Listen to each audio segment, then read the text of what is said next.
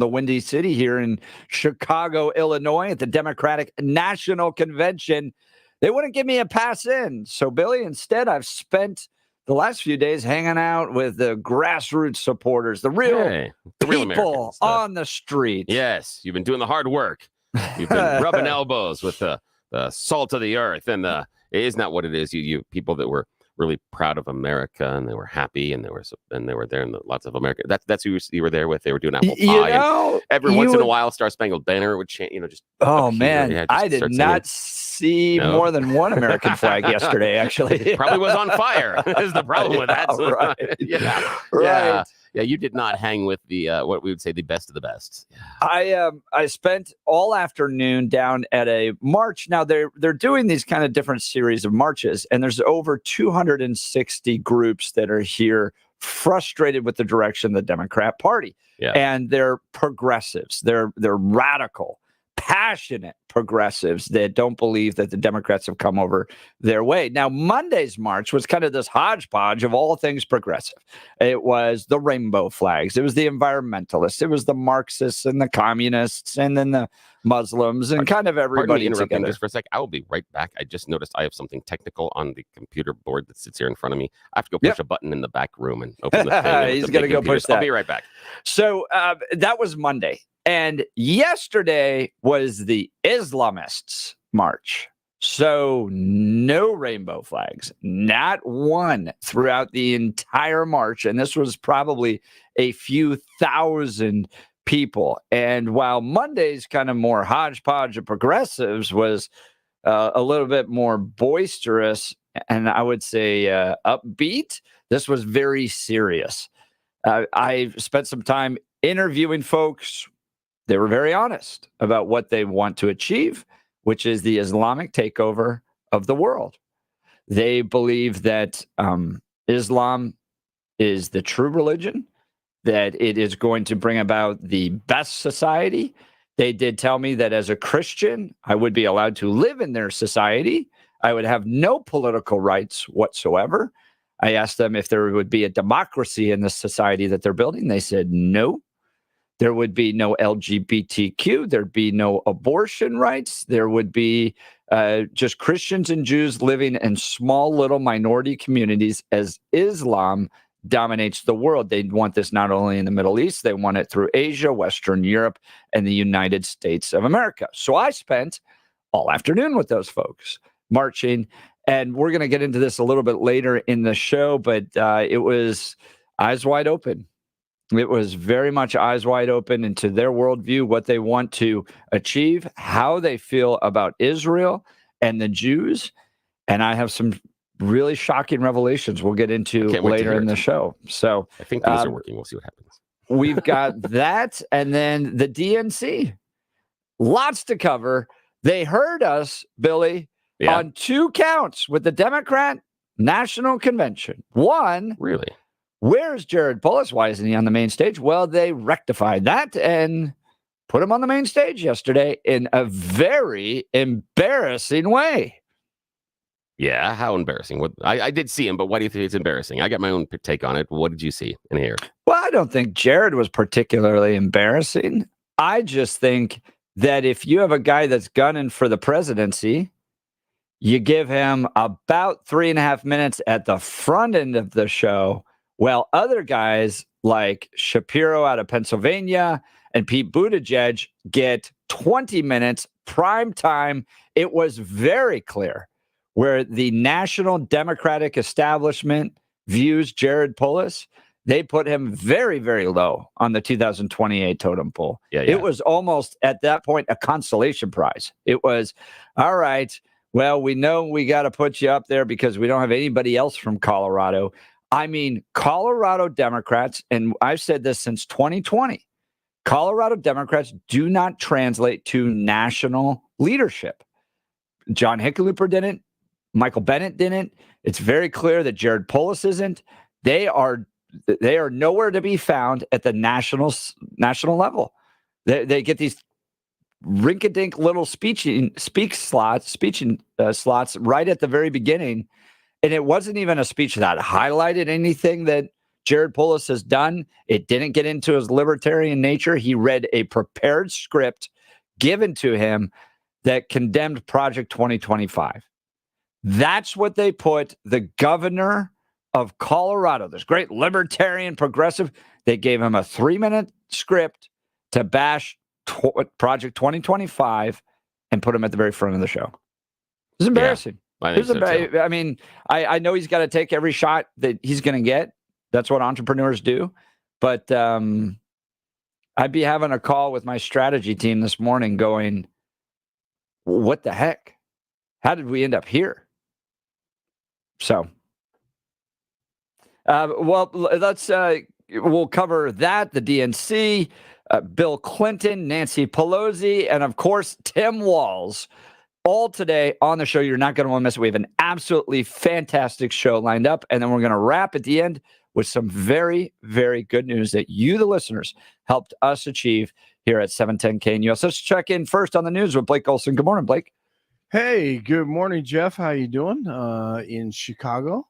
16... You know, I did fine yesterday. It was a wild day with a bunch of radical Islamists, but yeah, they're nuts. They're nuts inside too. It's a freak show all over Chicago.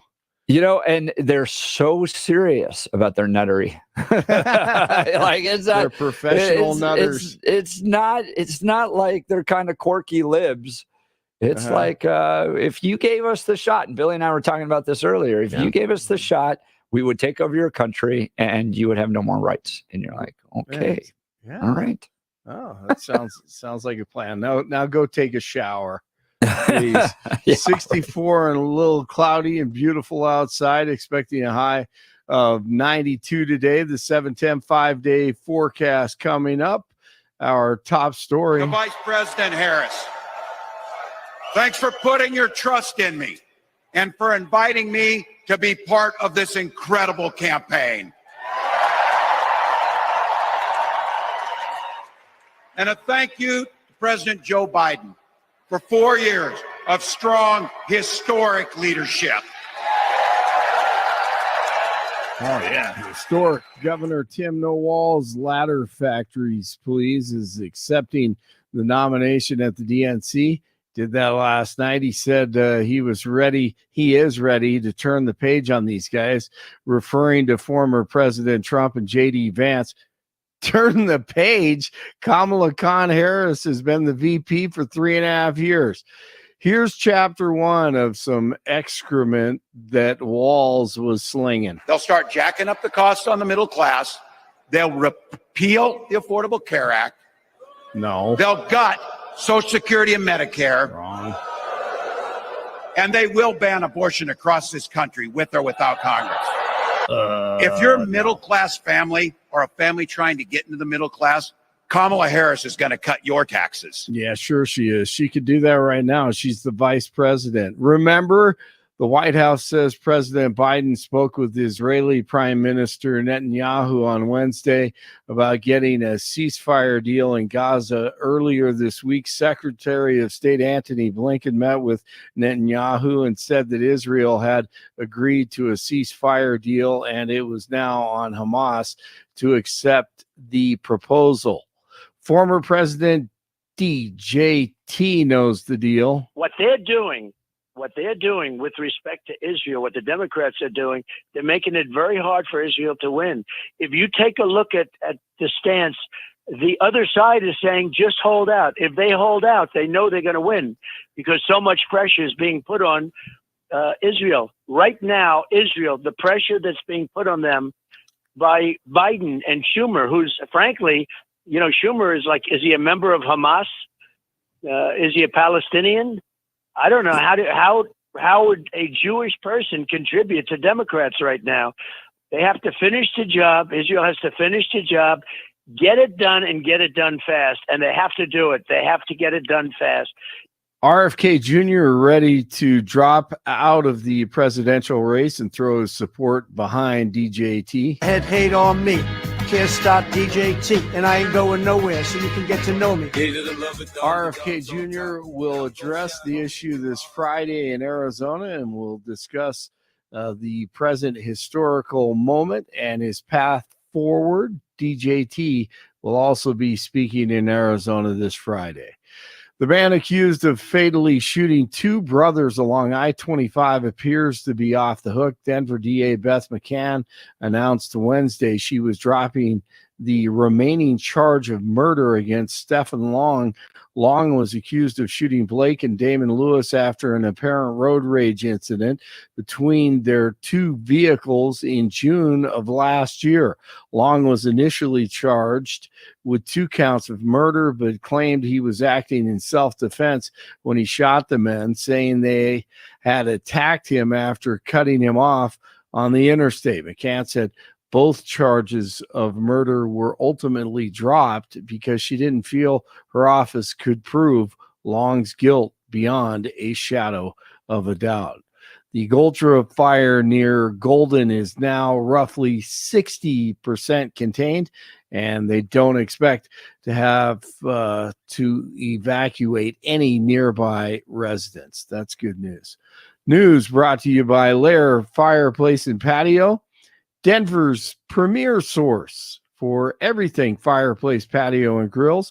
Locally owned and operated since 1954, online at lairfireplacepatio.com. 62 in Lone Tree, 61 in Louisville, 64 in Denver. Jeff and Bill continue. It's Thursday. Blake Olson, News Talk 710 KNUS. It's a new day, but the weather forecast is about the same. Temperatures warm with afternoon and evening thunderstorms, a good possibility today and Friday.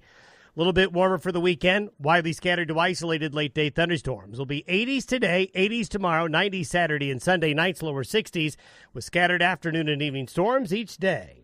Weather sponsored by branchplanning.com. Secure your future retirement with a reliable income stream. Annuities can provide guaranteed payments, giving you peace of mind. Get your complimentary review at branchplanning.com or call 303-219-0088. Meteorologist Don Day in the 710 KNUS Weather Center.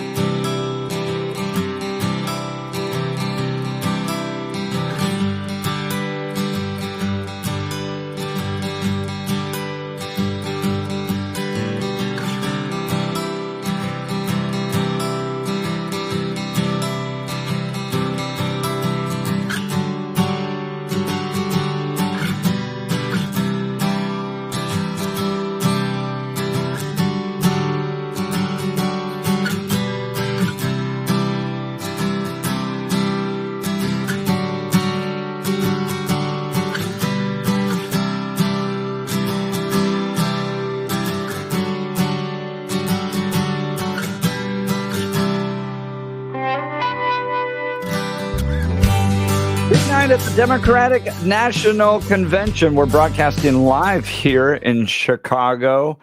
Jared Polis took the stage. Oprah Winfrey, Cory Booker, Nancy Pelosi, Debbie Wasserman Schultz. I'm just going through the list here. You have Bill Clinton. That was a big one. Josh Shapiro. And then Pete Buttigieg, and of course, finishing the night, Tim Walz. So it was a big, wild night at the Democrat National Convention as they build towards the penultimate evening tonight as Kamala Harris takes the stage. Now, Billy, we called it yesterday. Yes. Man, we are so on top of this. We are. We said they were Oprahifying Kamala Harris. Yep. That they were bringing in this kind of positive, happy, a little heavy on the camera filter, idea of just everything is happy and good. And Kamala is the Oprah Winfrey candidate. And then she was not even on the schedule. But last night, Oprah Winfrey took the stage. She flew in her Gulfstream jet from her estate in Santa Barbara and joined the people out in Chicago.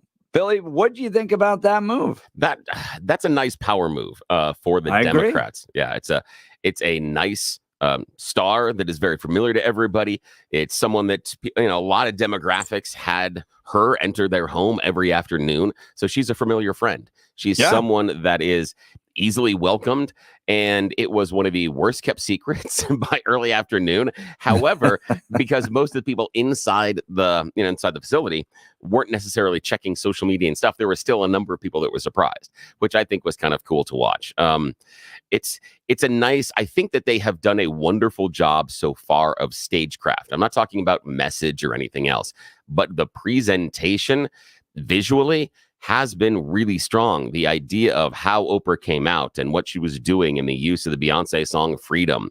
One of the pieces we didn't get to talk about it yesterday, but when they did the virtual roll call, when they did the really fun roll call, and I should have pointed this out yesterday, we just got so, caught up in the festivities of it and the presentation of all the stars and all the songs and everything.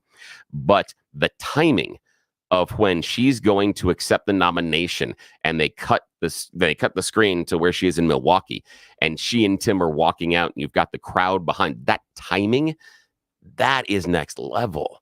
That is really, really hard to execute with that precision at two different locations with technology. That's hard. So again, what they've done and what they've set forward is really, really good. But yet I thought the RNC did a really good job, especially the final night when Trump comes out and he's lit like on Broadway behind him. It's a really powerful message and an image. Kid Rock aside, that I think was a huge mistake. But I applaud so far the stagecraft. Last night, though, was... I think it was the weakest night of all the speeches. I'm super curious about what the ratings are going to be like because they did well Monday. They had a slight bump on Tuesday. I think this may fall down. I think this is one where the ratings go backwards a little bit because I can't figure out who that person was on the stage that I was excited to hear speak. I get it going, ooh, what's Biden going to do? Oh, the Obamas. Okay, Kamala. Last night, I can't think of anybody that was excited to hear from Tim Walz. Yeah, and Tim Walz's speech in itself is a fascinating study in political strategy because I think the entire strategy was to make people forget him. And so what I mean by that is we're not going to have him make any news. Yeah. If you could give me one line that he laid out there, maybe it was mind your own business line, but I think what the Democrats are thinking with Tim Walz is we're going to put a guy in there that everybody kind of remembers. We all remember our high school track coach, soccer coach, football coach. We all remember that type of person. And you're like, all right, did I ever think that he or she could become the president or vice president of the United States? No, that never crossed my mind. My cross country coach was never somebody I was like, man, I really hope this guy becomes the vice president of the United States. I was like, I appreciate your time. I appreciate your investment.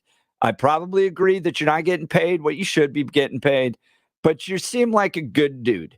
And I think the strategy was we want to put people at ease because a vast majority of Americans have no idea who this guy is. Yeah. Never heard of the name. I had never heard of his name. Yeah. And I'm pretty deep into politics, but I don't follow 50 governors around. So you don't have your wall of governors at home when you're moving people around. Not at all. Yeah. So I didn't really know who he was. I think most Americans didn't really know who he was. They saw a guy get up there. He reminded them of their old high school sports coach. Yeah, pretty endearing. Can't really remember any policy things he said. And we're going to move on because tonight's the big night. Tonight's Kamala. So I think the strategy was, let's get him up there. Let's introduce him to the Americans. Let's leave a positive taste in everybody's mouth. And then let's move on. That was generally my sense of the Tim Walz speech that took place last night. Absolutely. He was water with lemon in it or just bland iced tea. There wasn't anything there, and there wasn't supposed to be. He wasn't supposed to be too sweet. He wasn't supposed to be too sour. He wasn't supposed to be offensive. He was just, you're exactly right. He was supposed to make you feel like, oh, I know him. I know a guy in my neighborhood, my school, my community that's a lot like him. Same quirky little things. He's funny. He tells silly jokes, loves his family. And so his job was, I'm comfortable with you. That's all it was.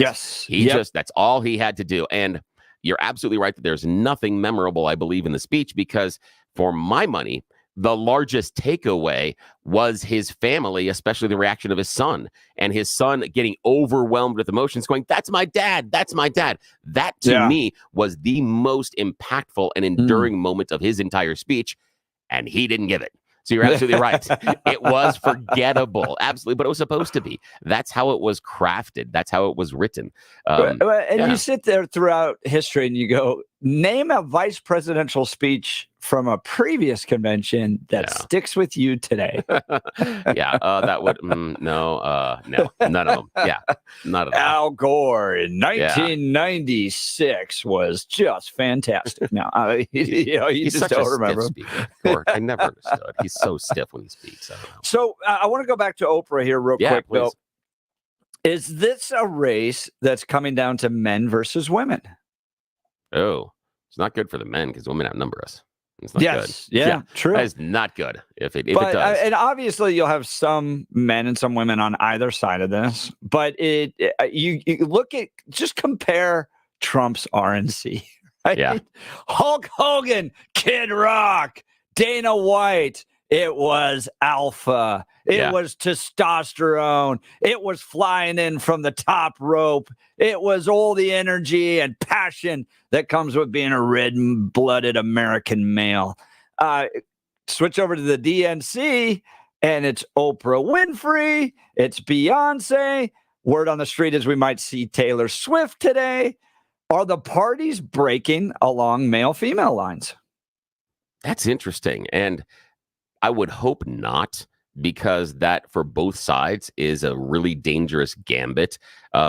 What I saw was more the idea of the Democrats leaning into, and not by a lot, but by a little, more contemporary figures rather than the RNC leaning into figures that were less contemporary. You know, the musical performances. Last night we had John Legend, but he was on stage with Sheila E. That's contemporary, but also past. No idea who she is. You don't know who Sheila E. is. Oh, jeez. Sheila Lee? Sheila E. Yeah. She had a couple of hits. She was the drummer for Prince on a couple of the albums. Yeah, she's talented. Yeah, that's the idea. But that's the thing, is that's why they did Let's Go Crazy, because that's one of the things that she did with him. So it was a callback to Prince. So there were a couple of things that went inside there as far as the what John Legend was doing. But it's a more contemporary guy that is playing a callback hit rather than what Kid Rock tried to do. And the performance on stage was also really impressive, especially if you understood the guitarist. The guitarist was imitating Prince. There were certain times, especially in that solo, and then at the tail end, that was Prince. She was doing Prince. So everybody in that crowd that was a fan understood what they were doing, but they were doing it in a new and different way. Oprah is kind of the oldest callback person. You know, you get Bill Clinton buried on the night where you have Tim Walz, because I don't think Clinton is that much of a draw anymore. I think you're right. That it is his final speech at a convention, and they're ushering him out. And I think what's different is that how the DNC has been crafted. And I think it's taken the Dems 8-9 years to figure this out. How do you combat what I think is one of the most impressive marketing and political slogans in our lifetime? And that is Make America Great Again. We've talked about it. It is wonderfully open, full of emotion, and creates a connection between Trump and his supporters that is unlike any other political slogan that I've really come across. Even the change thing with Obama is a little too amorphous. The Make America Great Again allows you to interpret it your own way. And the Democrats have finally hit on something that seems to resonate, and that is forward, because the Make America Great Again is looking back. And so that's what they're trying to do. So that's what the DNC is crafted around, is they're taking what the RNC did and saying, okay, they're doing this the old way. We're going to move this forward. That's what they're doing. And you think, my question to you and to our listeners as well is, does that work? When Jared Polis gets up there and says, we are never, ever, ever going back. We are never, ever, ever going back. I'm like, okay, well, in one capacity, I could understand what you want. You don't want to go back to a place where you couldn't marry a person of the same sex. All right. I think that's one area that I could see that maybe working with the general audience, but economically, prior to COVID, things were pretty good with with Trump. I want to go back to days of moms and dads staying married, not so many single parents, that we have a lot of that happening in this country. I want to go back to a time where one person in the family could work and you could have a nice home and save for your retirement and all that idea of having a stable family life on a single income. I'd like to go back to that too. So I don't think that everything's great. And I remember a time in our country when things were better. So we are never, ever, ever, ever going back. Does that connect? And to Billy's point, does that rebuff the idea of making America great again? Give me a call, 303-696-1971, 303-696-1971, or text us at 720-892-6757. Look, I want to talk to you about my friend Dan Caplis and Dan Caplis Law. I've known Dan for well over a decade. Dan is pro-life. He's pro-family. He's pro-America. He is so solid on his faith that I consider him one of the very best that Colorado has to offer. In fact, I would love for him to run for senior office in the state. I think he'd do a fantastic job. But that matters because if you're going to show up in an injury case in this state, and you hired somebody you saw on a bus billboard go by, the other party's not going to take you that seriously. Other attorneys in this state take Dan Caplis incredibly seriously. He's the son of a police officer. He's a former seminarian. He's dedicated the last 40 years of his life to helping people who have been hurt in serious motor vehicle crashes. He wins in the courtroom. He's believed to be the only lawyer in Colorado history to win 5 straight multi-million-dollar verdicts in Colorado crash cases. Dan is also believed to have won the largest truck crash verdict in Colorado history. He is so trusted that Dan Caplis Law is the official law firm partner of the Denver Nuggets and the Colorado Avalanche. But he's not just reserved for the rich and wealthy. Yes, he's a serious firm for serious cases, but Dan accepts righteous injury cases on a percentage fee basis so that he can represent good people from all walks of life without regard to ability to pay. If you need Dan's help, give him a call. Even if you're not hurt right now, why don't you put his phone number in your phone so you don't have to scramble? 303-770-5551. That's 303-770-5551. Or hit dancaplislaw.com. That's Dan, C-A-P-L-I-S law.com. We'll continue with your calls and texts covering everything Democrat National Convention, including a pro-Palestinian radical Islamist march that took place yesterday that I was a part of as a reporter covering that. We'll get into all this and more. You're listening to The Jeff and Bill Show. News Talk 710 KNUS.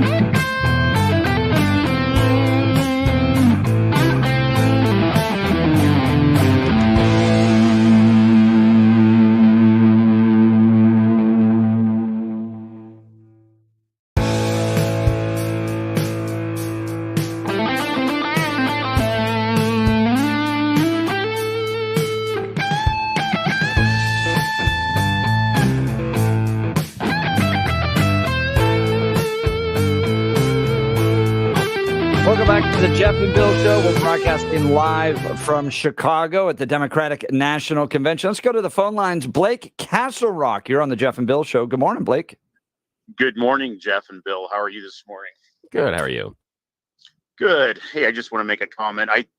Listening to your program this morning, I just wish that more of the program centered around issues and not what I call butterflies and flowers of, these political campaigns, because we have such a need in this country to focus on border security, energy security, our economy.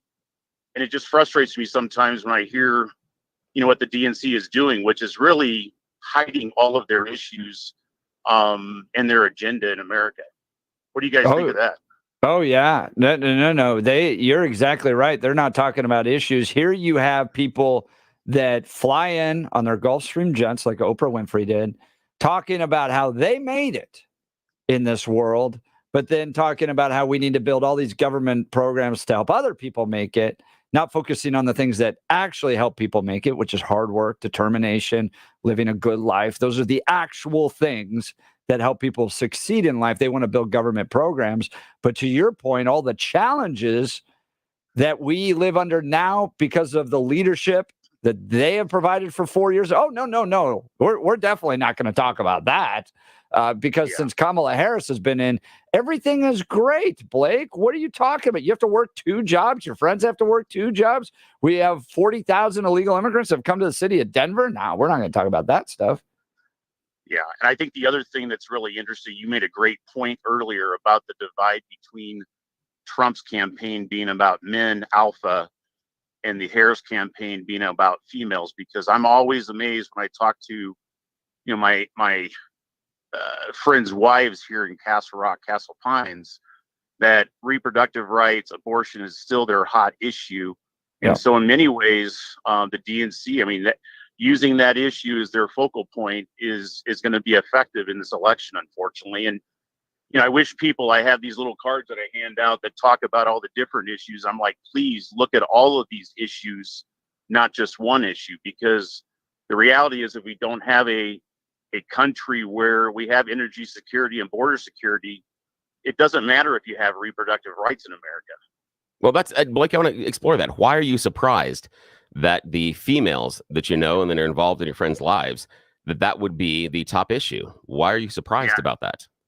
Well, I'm not surprised, but it's a shallow issue. I talk to 55-year-old women, why are they concerned about reproductive rights? Are they going to have an abortion at their age? Probably not. And so, it's I can understand where they focus on that, but they're ignoring, frankly, the bigger issues, which is border security. If we don't have border security in the next 4 years and Harris gets elected, we're in real trouble, and everyone knows that. I understand where you're going with that, Blake. I understand that that's your issue, but can you understand why? It's an American. No. It's an American issue. It's an American issue. Blake, hang on a sec here. Just a moment ago, you said that the issue that was important to the women that you knew in Castle Rock, it was something else. I understand that's your most important issue, but you just a couple minutes ago said the most important issue for the women was reproductive rights. Okay. That's where we are in this conversation. Blake, I understand what is your. What I'm saying let's go back to the abortion issue, Blake. Let's go back to the abortion issue. It's a shallow position. Why? Shallow position. Why is having body autonomy according to those women a shallow issue? Please explain that to me. Let's talk about during COVID. Did I have issues or did I have control over my body with the vaccinations? Probably not, right? Blake, so yes, you did, Blake, but I'm not going to get into that right now because you have your control back. Because you had control. The bottom line. Blake, you had a decision. You could have gotten vaccinated or not. You could make the choice. You can talk over me.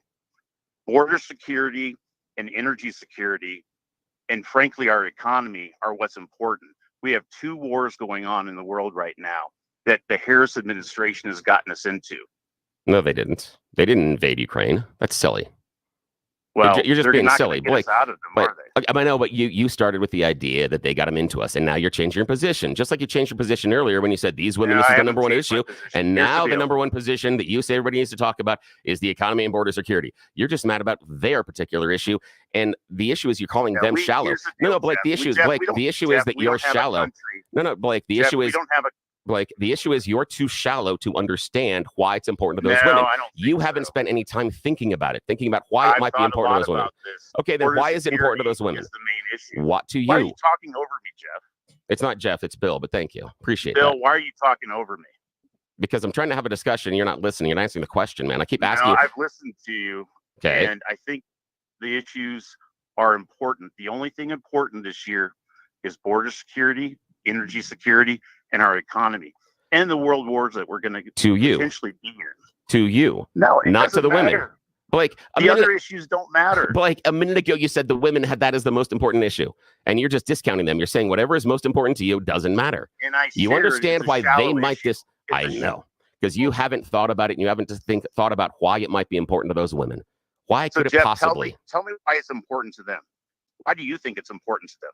Because they look at the idea of the body autonomy, and they may not choose to ever have abortions in their life, regardless of their age.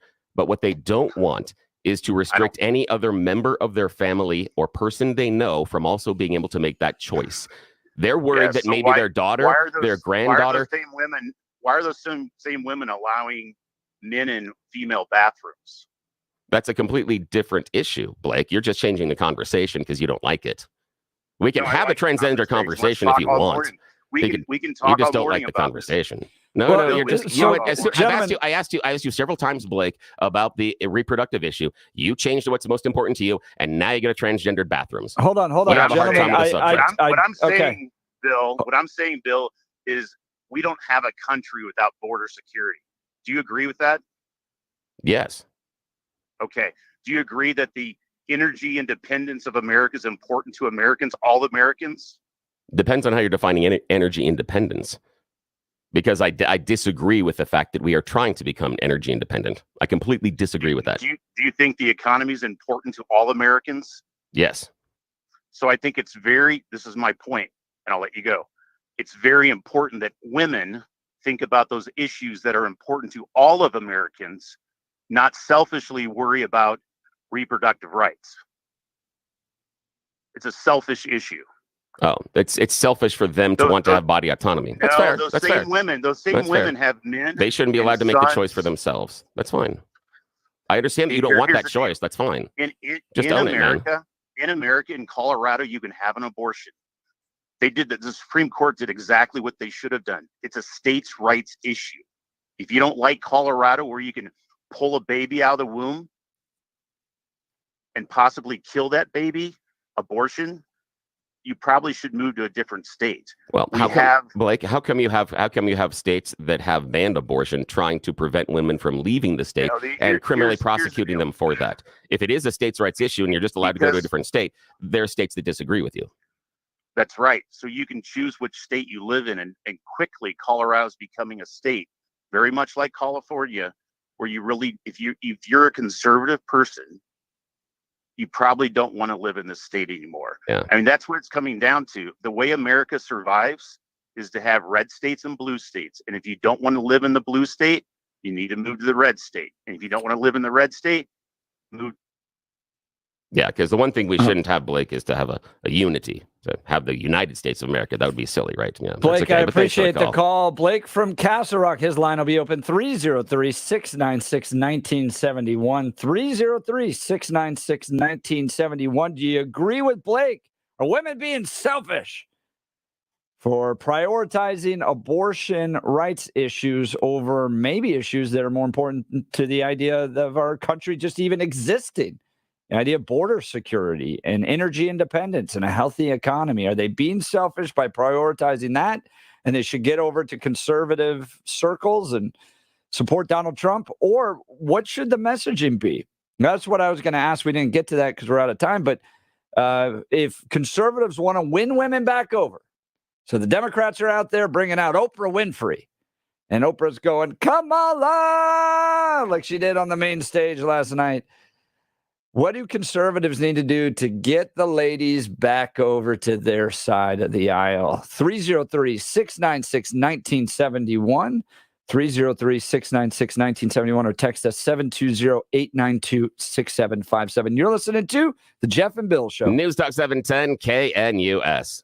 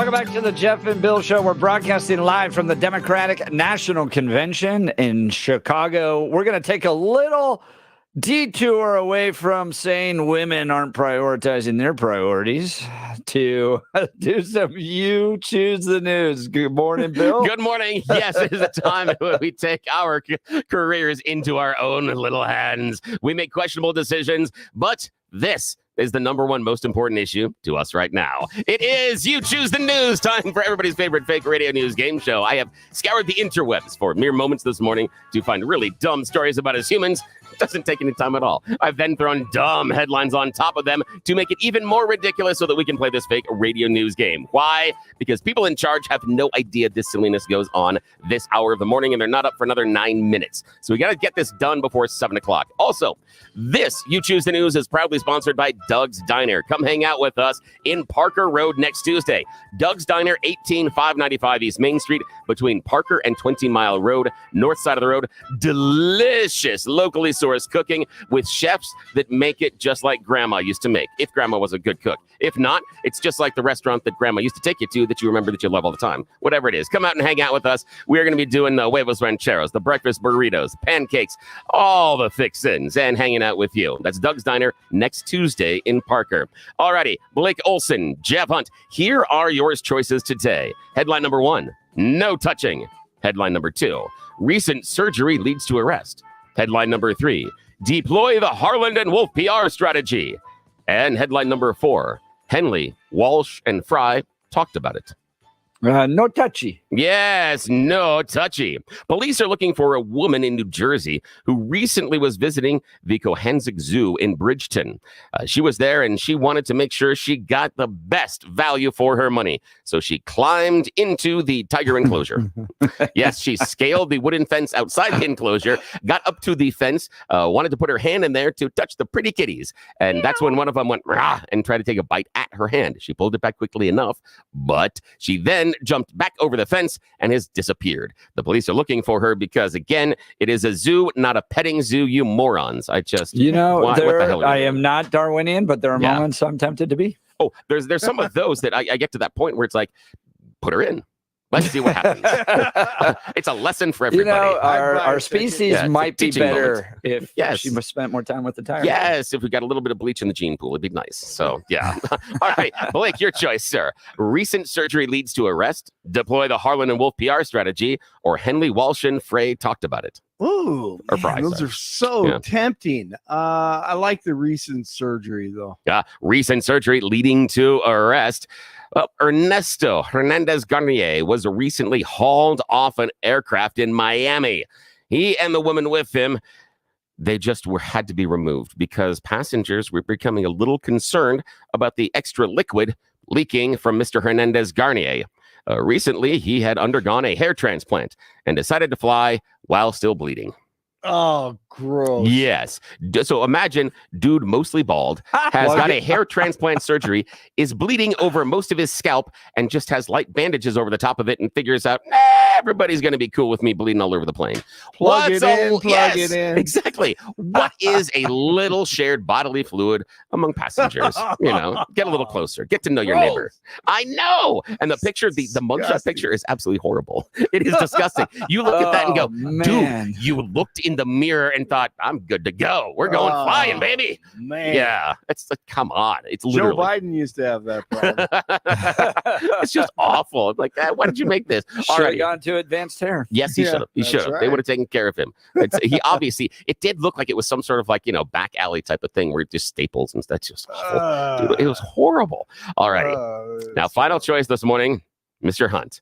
Deploy the Harlan and Wolf PR strategy, or Henley, Walsh, and Fry talked about it. I don't know what Henley, Walsh, and Fry talks about, but it sounds like a law firm. So let's go with them. He doesn't. Wait, Blake. He The doesn't know. Eagles. The Eagles. It's the Eagles. It's the band. The Eagles. Oh, yeah, I know that. Yeah. Well, he's yeah. a young Witchy I know. woman. Witchy woman. Yeah. Well, see, that's a nice way. Remember when they started out one of their big hits on a dark desert highway? Ooh, well, remember the end of that song because Jesse Peterson's family seems to have lived it themselves. The family has spent a year looking for Jesse. They were told she checked out of the Mercy San Juan Medical Center in Sacramento in April of 2023. They have been searching for her. Nobody has seen her. During a recent investigation, it's discovered that, Well, she might have checked out, but she never left. Her body was still at the hospital. She died there, and they didn't tell the family. The problem is the body wasn't necessarily stored properly either, and is decomposed enough where they can't even pull fingerprints off of it.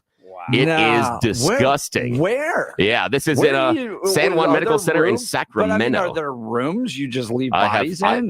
People are like, "What's the smell?" Well, I don't know. I'm hoping you ask that question the next time you're at the hospital, but I'm not going to go there. It's just now they filed a lawsuit and they say the defendant, being the hospital, their failure to issue a timely certificate of death, failure to even notify Jesse's next of kin, failure to allow an autopsy, and mishandling of the remains is negligent, careless, and heartless. They're asking for $5 million, saying the defendants violated their own promise of dignity and respect to all people, even those that are dead. So, yeah, I just look at the idea that, shh, don't tell them, just hide. Put her in there. Put her in there. They had no idea for a year. Well, that's it. That is the end of You Choose the News. That's what happened. I think what's happened was they gave it to like an intern to wheel down, and he just probably stuffed it into a closet. Yeah, he just put it in a closet somewhere. Oh, that's the end of You Choose the News. Back to you, sir. Oh, my goodness. All right. We're coming back. We're going to talk Democrat National Convention, continue our conversation live from Chicago. You're listening to the Jeff and Bill Show. News Talk 710 KNUS.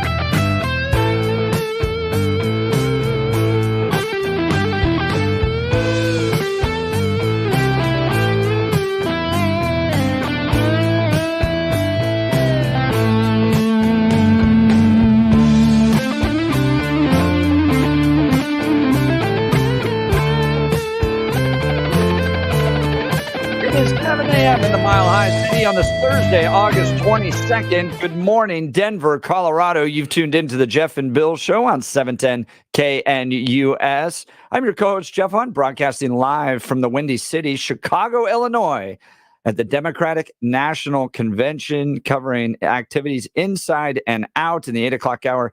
Greg Clugston, White House correspondent for Salem, is going to join us to give us an update. And I spent most of yesterday with the pro-Palestinian protesters outside, marching around with them, understanding what they were doing. And it's not my first march. Sorry, there are going to be some camera shots that are going to look like you were part of the march. Yeah, I know. That'll follow me around forever. Exactly. That'll be fun. My wife was like, so are you like in the march? I'm like, oh yeah. I'm just right there. I'm with a little microphone, a little Bluetooth microphone, asking people questions, hearing about their vision for the world. I've talked to communists. I've talked to the LGBT community. I've talked to the radical Islamists. So I get a sense of the passion that people have to see a world shaped in their vision. And there's a lot of contradictions out there, Billy. Just a lot of contradictions. I can't wait to get to your talk, the conversation you had with the pro-Hamas protesters, because you did an excellent job of peeling back the curtain, and you get one of them to admit the game, and you're like, and because everybody's always suspected it. You got proof, my friend. You got proof. So this is gonna be a great conversation. Absolutely. So you're going to want to stick around for the next few hours as we dive into all of this. You're not going to get better coverage anywhere else than 710 KNUS. I want to particularly thank Branch Planning for helping us put together this trip. Let's start with the news with Blake Olson. Good morning, Blake. Hey, good morning, Jeff and Billy. 65, a little cloudy and beautiful outside, expecting a high of 92 today. The 710 5-day forecast coming up. Our top story. You know I'm telling you the truth, that values and character matter most of all. I agree with that. It was insufferable, though. Oprah went on and on and on and on and on.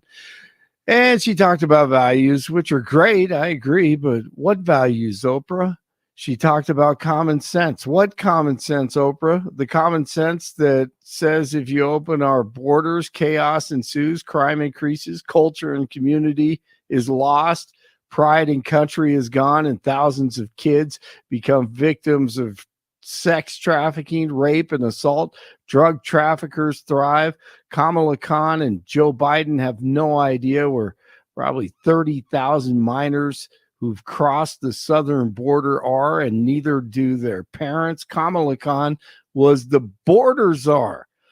But here's the hype machine, Oprah. And let us choose the sweet promise of tomorrow over the bitter return to yesterday. We won't go back. We won't be set back, pushed back, bullied back, kicked back. We're not going back. Starting to sound like Whoopi. Enjoy Bayhawk. Not going back. We're not going back. So, let us choose. Let us choose truth.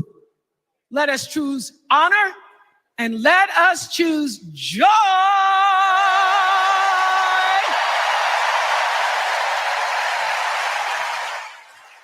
Man, I didn't get any sleep last night, and it was because of that. Governor Tim No Walls, just ladders, accepting the VP nomination at the DNC last night. He said he was ready to turn the page on these guys, referring to former President Trump and J.D. Vance. Turn the page. They're not in office. He was telling more lies. They'll start jacking up the cost on the middle class. They'll repeal the Affordable Care Act. Wrong. They'll gut Social Security and Medicare. And they will ban abortion across this country with or without Congress. If you're a middle-class family or a family trying to get into the middle class, Kamala Harris is going to cut your taxes. Yeah, I believe that.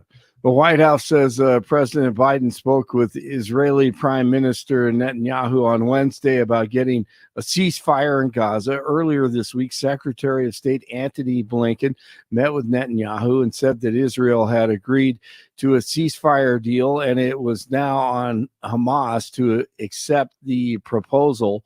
Former President DJT, he knows the deal. If Jewish people vote for her, and I use this expression, they ought to go out, because Kamala is a person that is very anti-Israel and very anti-Jewish, but she solves that problem by saying her husband's Jewish, okay? But that doesn't, her actions are the worst that we've ever had. She wouldn't, think of it, you brought this up at the beginning, she wouldn't even meet. She didn't want to meet at all with Netanyahu when he came to town. Wouldn't go to, it's pretty important when somebody speaks before Congress. Wouldn't even think about seeing him then going. What she's doing to Israel is unbelievable. She's giving the other side tremendous hope. RFK Jr. ready to drop out of the presidential race and endorse Trump. A lot of news will happen Friday in Arizona with Trump and RFK Jr. Denver police say they've shut down a fentanyl pill press operation. Several streets in Arapahoe County, in an Arapahoe County neighborhood, were closed off early Wednesday as authorities served a search warrant at a home. Denver police say the raid came after a months-long investigation into the operation allegedly being run out of the home. No arrests have been announced as of yet. The Gultra fire near Golden is now roughly 60% contained, and they don't expect to have to evacuate anyone or any of the nearby residents. Broncos announced that rookie quarterback Bo Nix will be the starting quarterback in Week 1. The last time a rookie started at quarterback for the Broncos, the second greatest quarterback of all time, John Elway, but my favorite, 1983 against the Steelers, and Steve DeBerg had to come in and relieve the great John Elway. 61 in Parker, 62 in Arvada, 65 in Denver. Jeff and Bill continue Thursday. Blake Olson, News Talk 710 KNUS. It's a new day, but the weather forecast is about the same. Temperatures warm with afternoon and evening thunderstorms, a good possibility today and Friday. A little bit warmer for the weekend. Widely scattered to isolated late-day thunderstorms. Will be 80s today, 80s tomorrow, 90s Saturday and Sunday nights, lower 60s, with scattered afternoon and evening storms each day. Weather sponsored by branchplanning.com. Secure your future retirement with a reliable income stream. Annuities can provide guaranteed payments, giving you peace of mind. Get your complimentary review at branchplanning.com or call 303-219-0088. Meteorologist Don Day in the 710 KNUS Weather Center.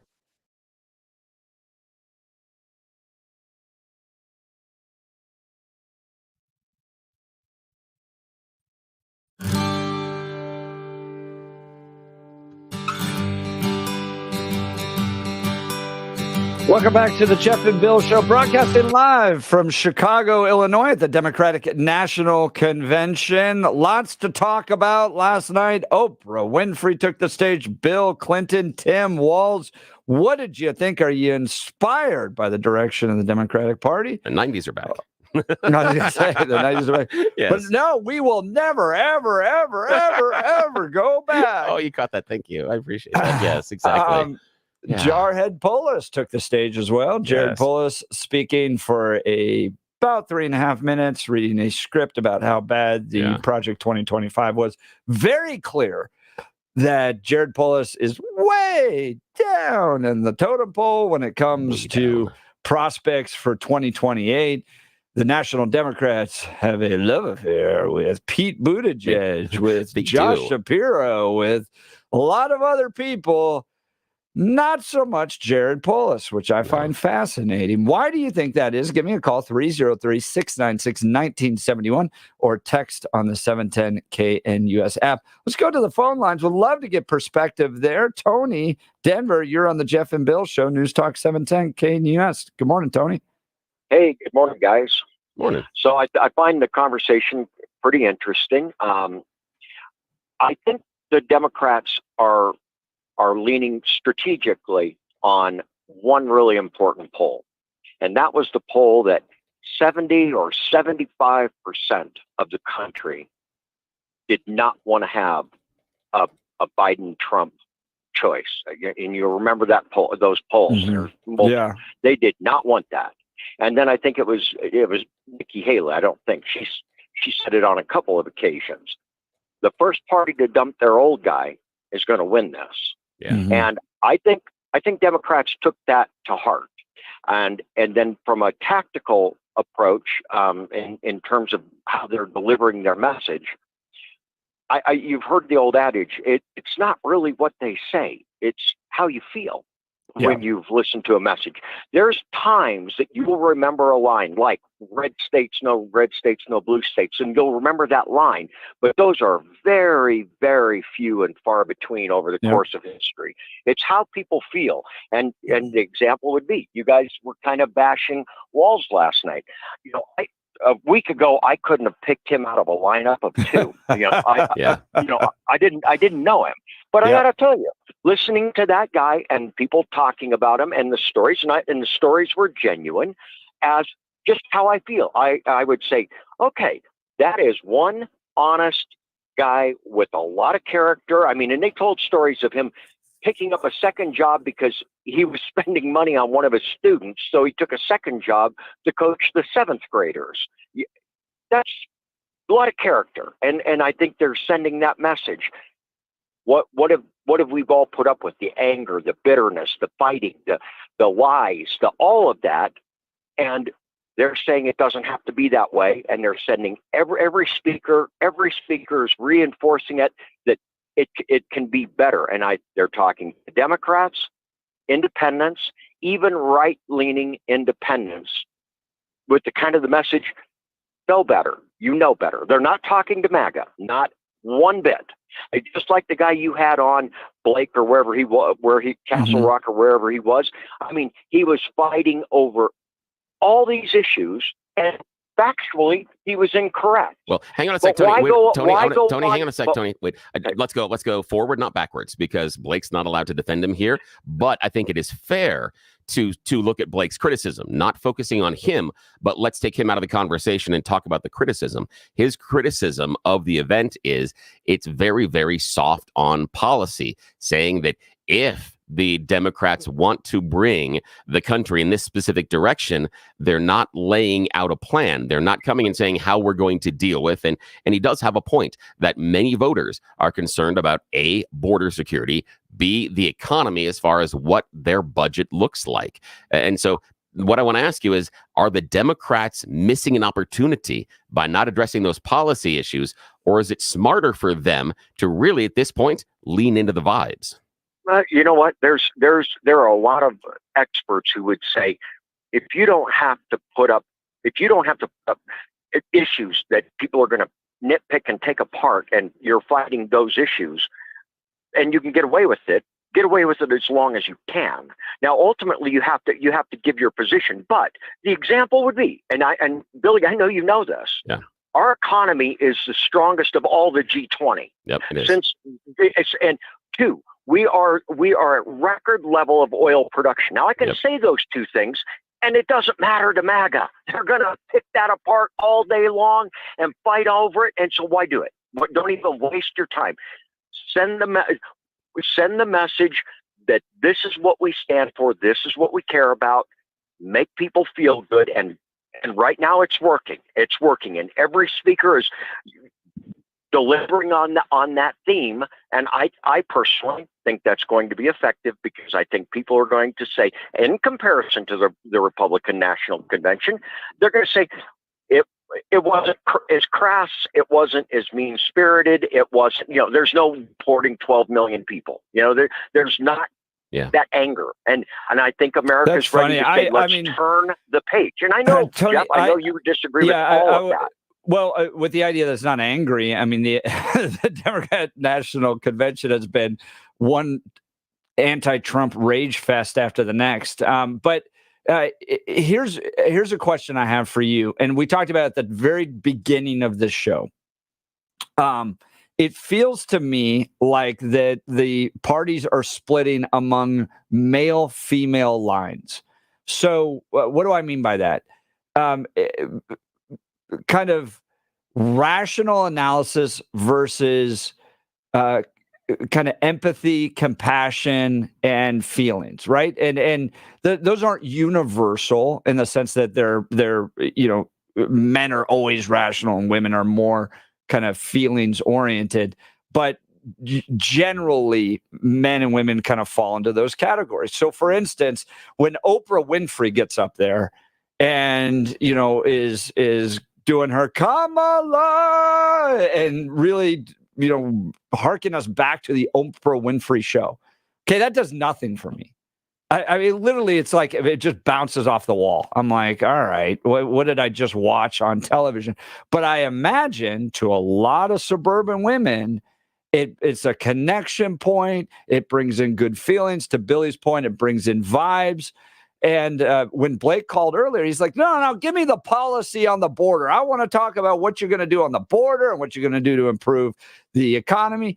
Are our parties splitting among kind of male-female lines? Okay, they are. So the answer is yes, and it has for a long time. Females vote traditionally heavier toward the Democratic Party and men vice versa. And that is actually why they picked walls. I mean, I kind of puzzled why walls. And the idea was they're trying to make sure that they can nab white males. They're not going to dominate white males. They just want to cut the margin that Trump is going to win them by. Right.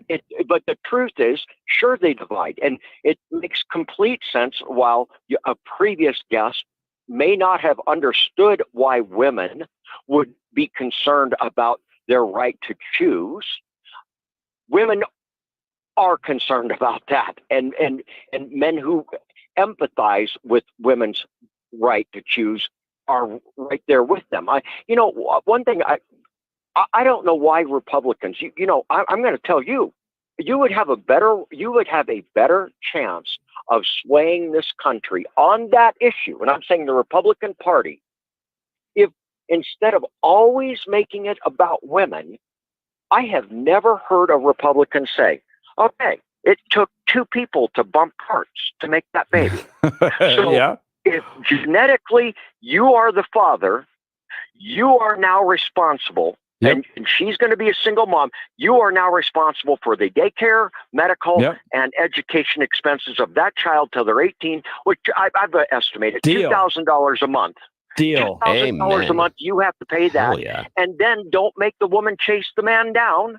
I'm giving you the policy prescription. Don't make her chase the man down. The government's going to pay the woman the $2,000, and the government's going to go get the $2,000 from the guy. Now make that guy pay $2,000 a month for the next 18 years of his life. And you know what? I'm willing to take you up on that deal if it saves a life. That would help you put that issue across the line. Although you're going to have a whole lot of men that are going to say, "I want no part of that." So anyway, I mean, that's really a segue off it. But yes, of course, I agree with your analysis is absolutely correct, Jeff. And now it's even more extreme because women really do feel like 50 years of right to choose is absolutely being encroached upon. And now you've heard even Arizona. That's the one they've now put it on the ballot. That just happened about 10 days ago. That really opened up Arizona, a state that Kamala Harris isn't even looking at. They were not paying any attention to Nevada, Arizona, Georgia, and now even North Carolina's in the mix, and Arizona's clearly in the mix because of that. Colorado is going to face a ballot initiative on this fall that is one big step towards taxpayer funding of abortion. Do you think that's an issue that changes at all the perspective on this? Do you think that taxpayers should be paying for abortions? I probably don't. I probably do not think that it should be a taxpayer funded deal. With the system we had, The system we've had for 50 years in most states has worked, in my opinion.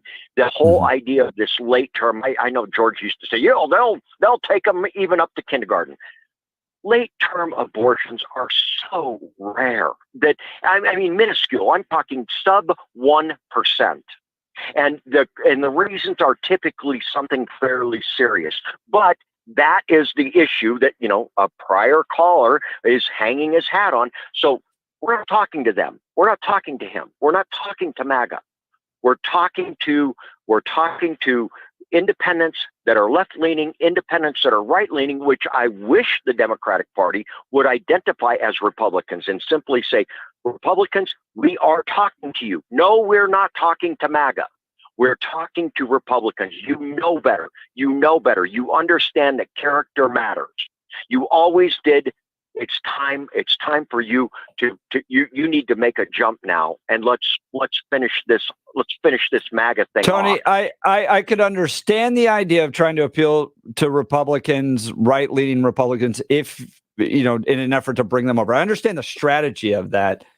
Where I think you're going to run into a roadblock, though, is if you're a Republican, even a right-leaning Republican that believes that life at some point should be protected in the womb, the Democrat Party has gone way away from the idea of safe, legal, rare to essentially shout your abortion. I mean, they got the Planned Parenthood going down. They got the Planned Parenthood. Hold on. I'm talking about policy. I'm not talking about the actual numbers of it. But the DNC, like if let's say you're just kind of a right-leaning Republican, you watch the last 3 days. Holy cow! This is not, Joe Biden and Hillary Clinton from even as early as 2008 saying, or as late as 2008 saying legal, safe, and rare. This is now almost like an abortion love fest. It's in every single speech out there. So how does that win over right-leaning Republicans? You're right, independents? but then you're right about it being a part of every speech. You're wrong when I think your description of it being a love fest is not what they got a van outside, a bus outside that's performing abortions at the Democrat National Convention, like live right there. All right, look, but the love fest thing, it's not a love fest. Oh, let's go have an abortion. There's not a single woman ever, probably ever, that's like, oh my God, I can't wait to get pregnant so I can have an abortion.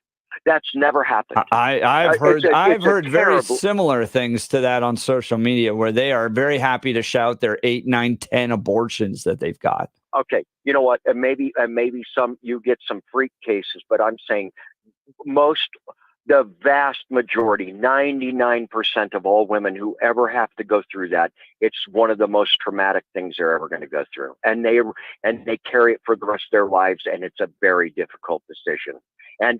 But I come from the space. I will trust them to make that decision. That's me.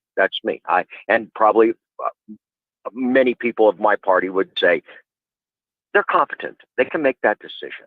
And and we all do know that that unwanted child in a single parent household is, the chances of being involved, poor education, getting involved in crime, getting involved in drugs, all of that escalates. So it's better for him to be dead? Well, this is where you and I would differ. Well, I don't know. They're either alive or dead. There's no opinion difference on that, Tony. It's killing you. But it's killing it. The thought of having sex, and I'm being tongue in cheek here. As soon as that is an embryo, that's life to you. That's life, and that actually wasn't an argument that was ever made. What is it if it's not life? It's growing. When it was viable outside the tomb. I got to say to you, just so you know, I want you to know. I want you to know this about me. And I hate to give this fact because people might know who I am from this. My wife and I did cradle care for about 10 years. That's where women have chosen to give up their child for adoption. Mm-hmm. And we were the handoff. So when the baby I love was born, that. one I'm day glad old, you did that, Tony. That's great. We took the 57 babies. 57 Wow. babies. Some of them drug addicted, Wow. some of them club feet, and we'd have them for anywhere from a week to a month until the adoption formally went through and the adoptive parents claimed the child. So that's my personal stand. I'm glad you did that.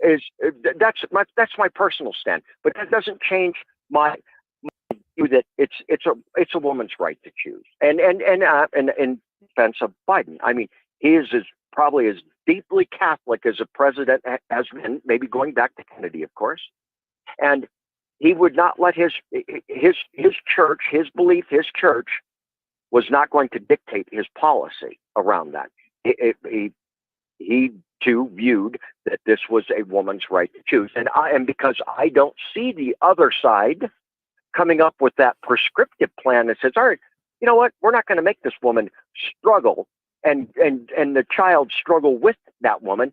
That guy's going to pay $2,000 a month from month I one. mean, Tony, I appreciate the call. We're just running out of time. We got to get to Bill here. There's so much to talk about there. The idea that it's just the right to, no, it's the execution of an innocent child, right? And the idea that you will respond only when there's a prescription to it. We didn't do that with slavery. There are things that are right and things that are wrong. You stand on what's right or what's wrong entirely. And we don't sanitize it by saying it's just a right to choose. It is the crushing of the skull of a child, ripping limb from limb so that they no longer live. That's my perspective. All right. Billy, give us Balance Well Space. We've got a lot of callers to get to. And I appreciate you, Tony. And by the way, Tony, I want to thank you for the work you did on the cradle care. That is admirable. Thank you. Really? You're going to do the abortion ripping limbs thing and say, here, do an advertising read? That's you're going to set me up this way, my friend? You're going to do this to me? We can do it. We can do it in the next 7:27 in the morning. You're going to do this to me and say, here's something that's heartfelt and deeply emotional. Now let's sell stuff. I'm teasing. I love you so much. You're the best, Jeff. And again, great conversation with Tony. We always appreciate when he chimes in. He does a great service for us. We really appreciate everything he's doing. So yeah, give us a call, 303-696-1971. And I'm going to take a moment to talk to you about Balance Well Space. It's an amazing medical team that is making a change in my life. I did a lot of really stupid things, surprisingly, when I was younger, and I'm paying for it today. We're talking about back surgery. I had back surgery over 2 decades ago. The bottom 2 vertebrae in my back are now fusing together. It's causing all sorts of problems that I didn't realize were radiating into other issues. Things like a bum hip, things like my knee.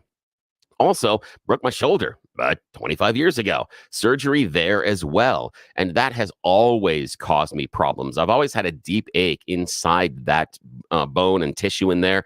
And Balance Well Space is changing it for me. I'm no longer waking up every day in pain. The crazy part, I'm no longer living every day in pain. And I want them to make the same change in your life. You're dealing with a neuropathy. What they can do is nothing short of remarkable. Here's how Balance Well Space works.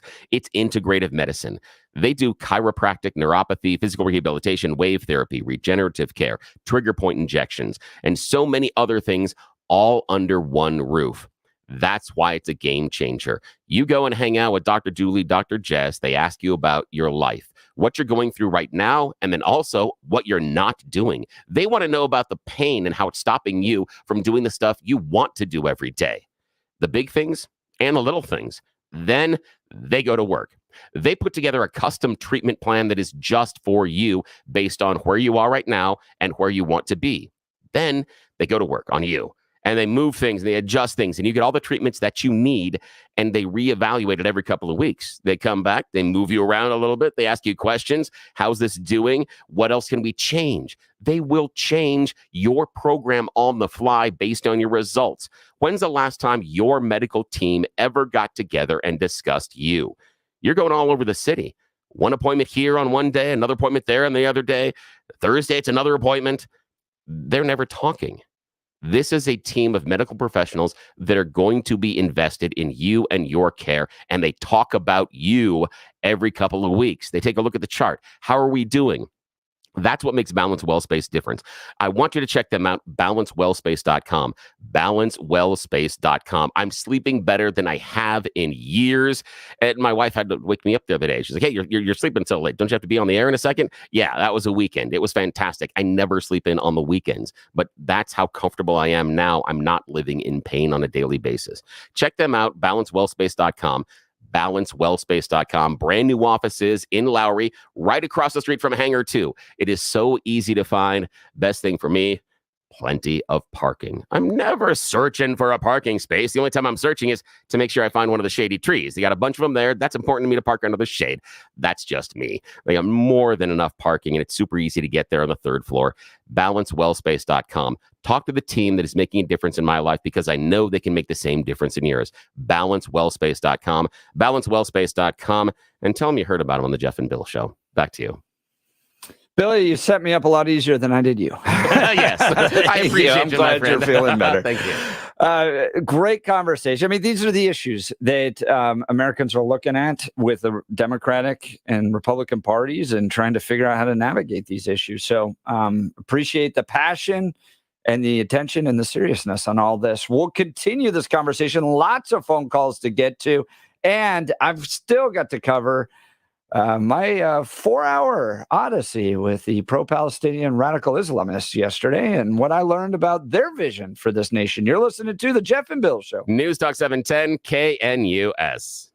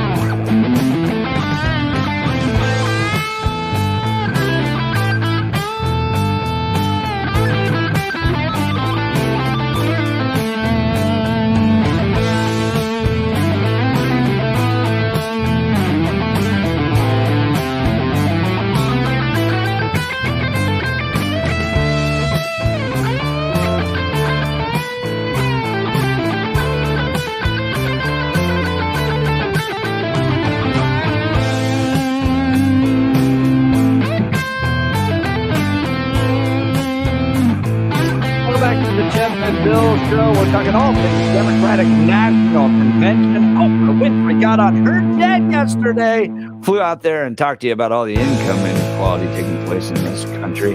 That was the one thing, Billy, I just got to say, watching all this, it drives me the craziest, besides the life issue, of course, is this notion that the American dream is possible. On that page has ascended to the height of their political career. They are one of the few, the rare. They got there.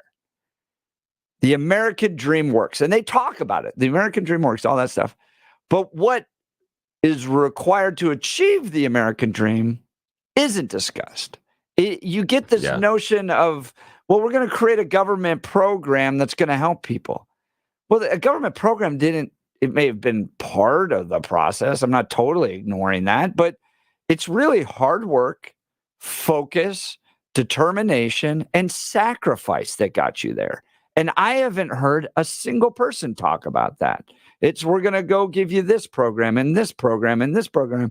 Why not get up there and go, the real thing that's going to get you here is the sacrifices and the hard work you're going to have to make for 2 decades. Yeah, I think that's a fair point, and I think it's a good critique of the Democrat positions, because many times the Democrats view government as the solution. And I think it is a huge weakness in how they present themselves and what they do, but thank you for doing it. So it keeps some of the crazy out. The one person that I would say that did do it well was Michelle Obama. There was there are some portions in there. And there's one where she talked about that while also hitting Donald Trump.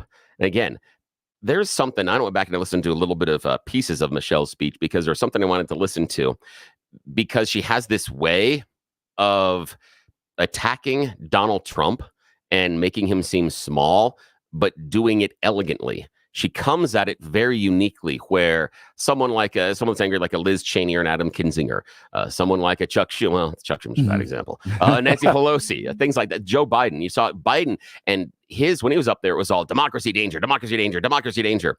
And the portion I'm talking about with Michelle's speech is where she talked about Trump, and didn't say his name, but him failing forward.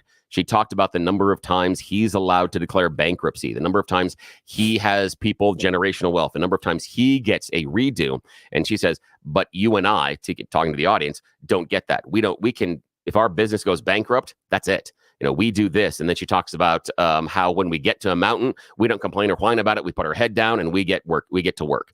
And that's that was that message of personal responsibility. But you're right that the vast majority of the Democrat speeches, and it's a huge weakness, but I appreciate them highlighting their weakness, is government will fix what's wrong.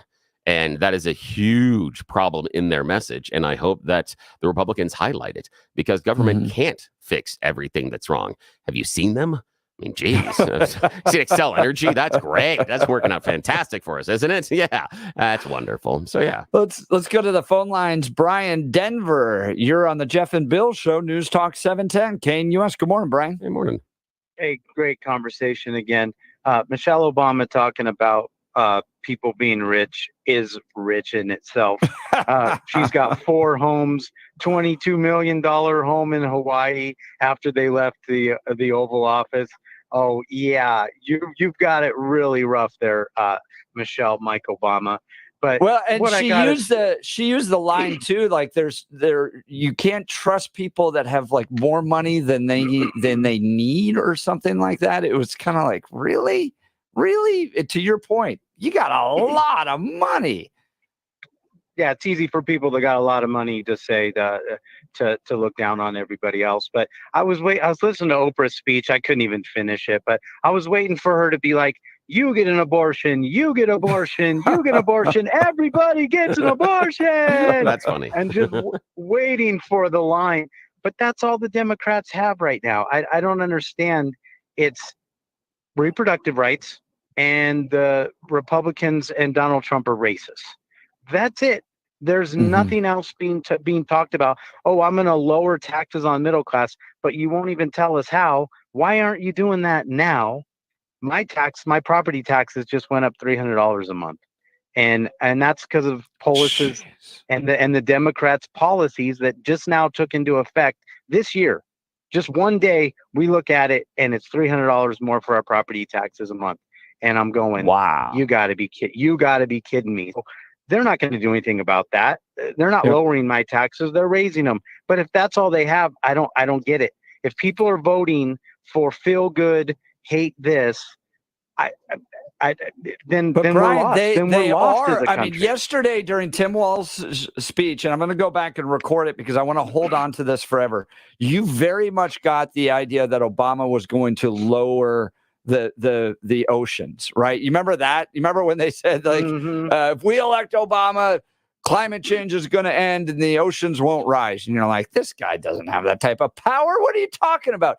And they did the same thing with Kamala yesterday. It was, she's going to bring hope to your families. She's going to improve your lives. She's going to give you the medical care that you need. You're like, no, she won't. But it has always been that way with Democrats. And you have millions of people who sat there, watched it, and ate it up and will vote for her because of it. So what are conservatives and Republicans to do? Well, you're right. I don't know. But I mean, we're sitting around doing our budget going, everything's up 30%. I know there's no magic bullet for the economy, but there's optimistic views. I don't have any. And I'm not sitting around. I don't think people are sitting around going, looking at their daughter. I got a daughter.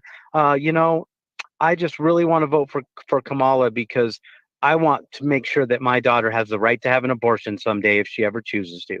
Like, that's an issue. People are sitting around looking at their kids saying, no, how about, can I afford to have her go to college someday? Can I afford to have her do this someday? What job is she going to have someday? Not, I'm just got to vote because my daughter's future abortion that she may or may not have, I got to defend that right. And Brian, I don't think anybody's out there sitting there doing that. Well, Brian, don't. Brian, I would disagree with you on a fundamental level because I do believe there are lots of women that are out there that are thinking, I may not ever choose this, but I want to let my daughters, my granddaughters possibly make that choice because I don't know the type of situation they're living in or could be in.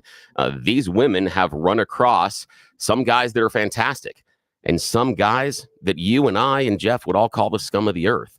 And they understand that getting into certain relationships can lead to some unintended consequences or even just some awful choices you would have to make.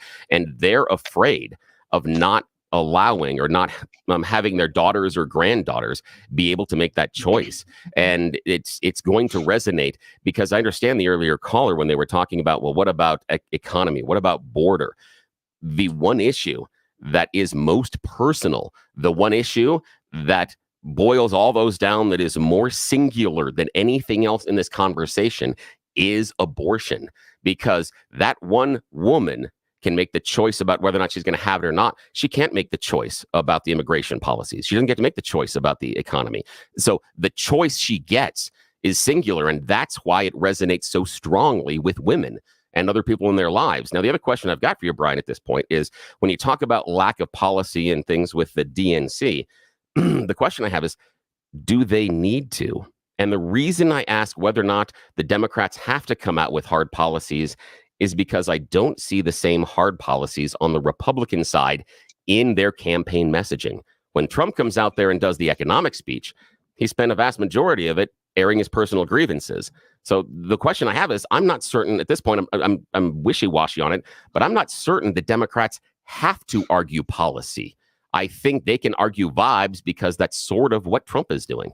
What do you think? Brian, we got about a minute. Yeah, I don't think they do have to argue policy because they can't.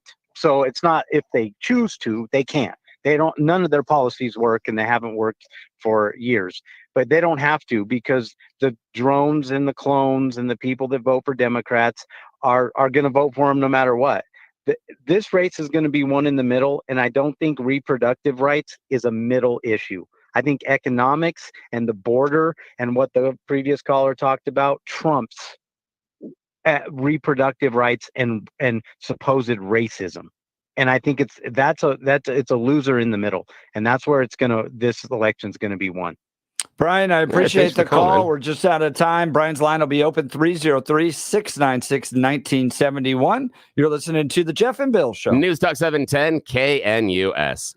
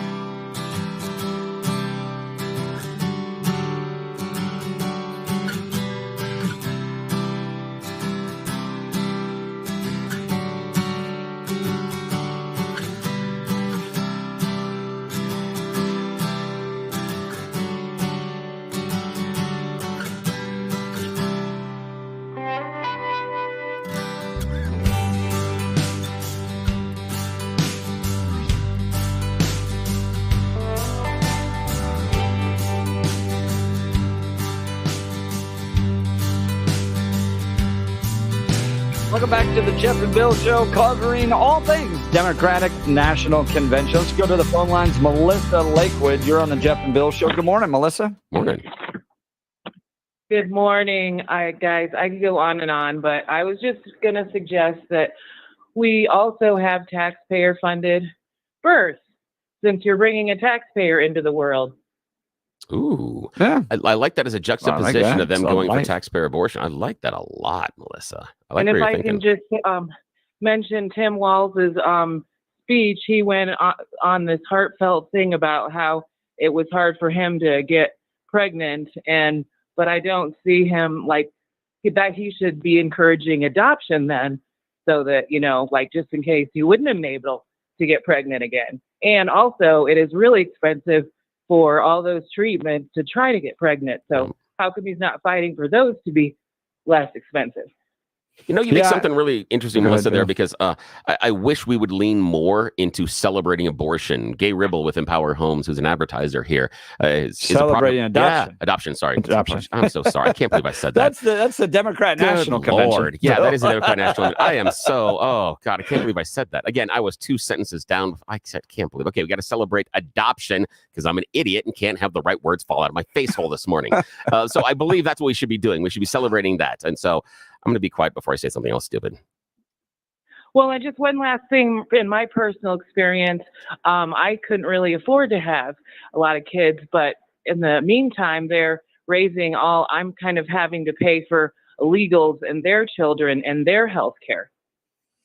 Yes, that's an issue and a good point as well. Look, 2-3 generations from now, I think they're going to look back at the current movement of the Democratic Party and go, this was a bad move for us. I know people want the choice in our current electorate to be able to terminate their children, but you're setting yourself up long term to lose the demographic battle. When you have your own Planned Parenthood abortion machine stationed outside your convention, killing your own offspring, and you can juxtapose that with a party that wants to celebrate life and build big families and all that, in the long run, in a generation, in 2 generations, the demographic math just doesn't work out. So I sit here watching a DNC celebrating abortion. I'm like,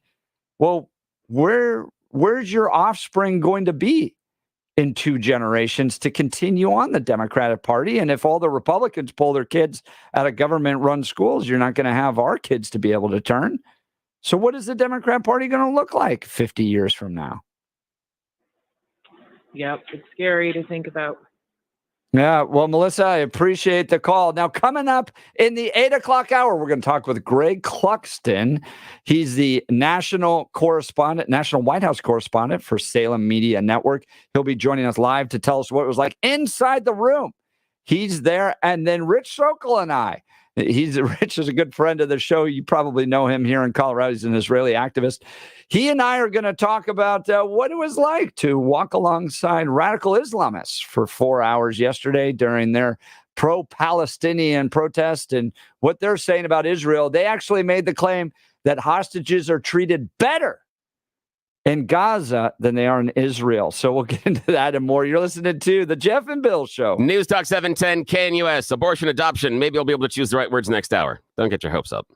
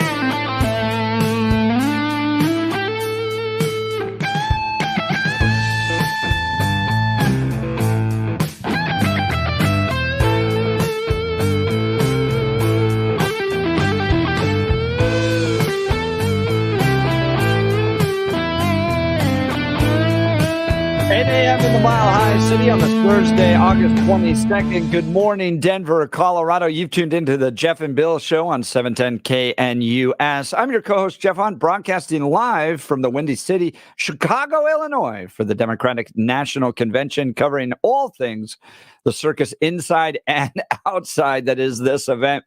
We're going to talk to Greg Clugston here in just a second. He's senior White House correspondent for the Salem Media Network, was live in the room yesterday.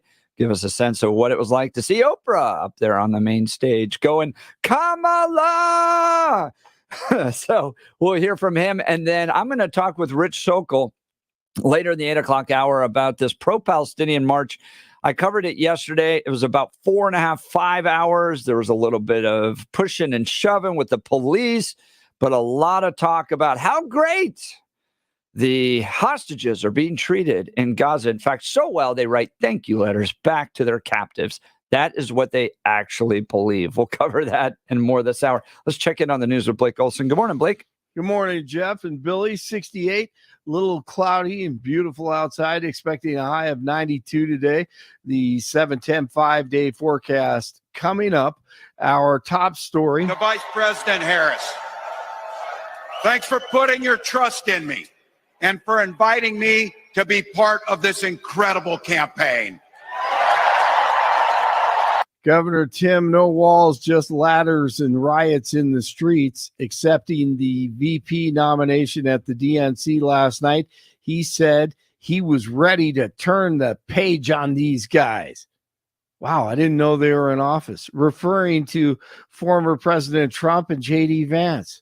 No, they're not in office. He was just blowing plenty of smoke again. They'll start jacking up the costs on the middle class. They'll repeal the Affordable Care Act. Okay. They'll gut Social Security and Medicare. And they will ban abortion across this country with or without Congress.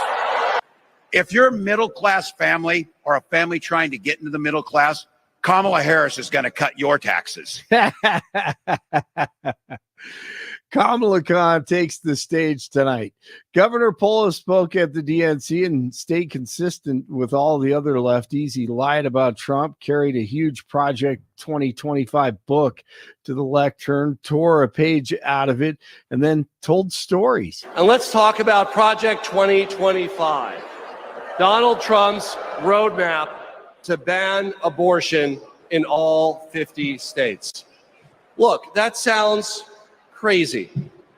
But right here on page 562, it says that Donald Trump could use an obscure law from the 1800s to single-handedly ban abortion in all 50 states, even putting doctors in jail. God, I love abortion. What did Colorado's Wanda James think? Given that I was Jared's campaign manager back in 2008, I thought he was absolutely fantastic. I love the way that he went through what Project 2025 is going to be looking like. He hit not all of them, but a couple of the points that were going to be pertinent to women, to families. Nailed it. Is Oprah, is she still talking? Oh my God, just never ended. RFK Jr. will reportedly drop out of the 2024 race and support former President Trump. The long shot independent candidate says he will address America on Friday in Arizona and discuss the present historical moment and his path forward. Trump is also speaking in Arizona this Friday. The parents of an American-Israeli hostage being held by Hamas are pleading for his release at the DNC. Rachel Goldberg and John Poland took to the stage Wednesday night to tell how their 23-year-old son was abducted by Hamas Islamo-Nazis in southern Israel on October 7th. Poland said releasing the hostages should not be seen as a political issue, but rather a humanitarian issue and would bring calm to the entire region. Is she still talking, let Oprah? Us choose honor and let us choose joy.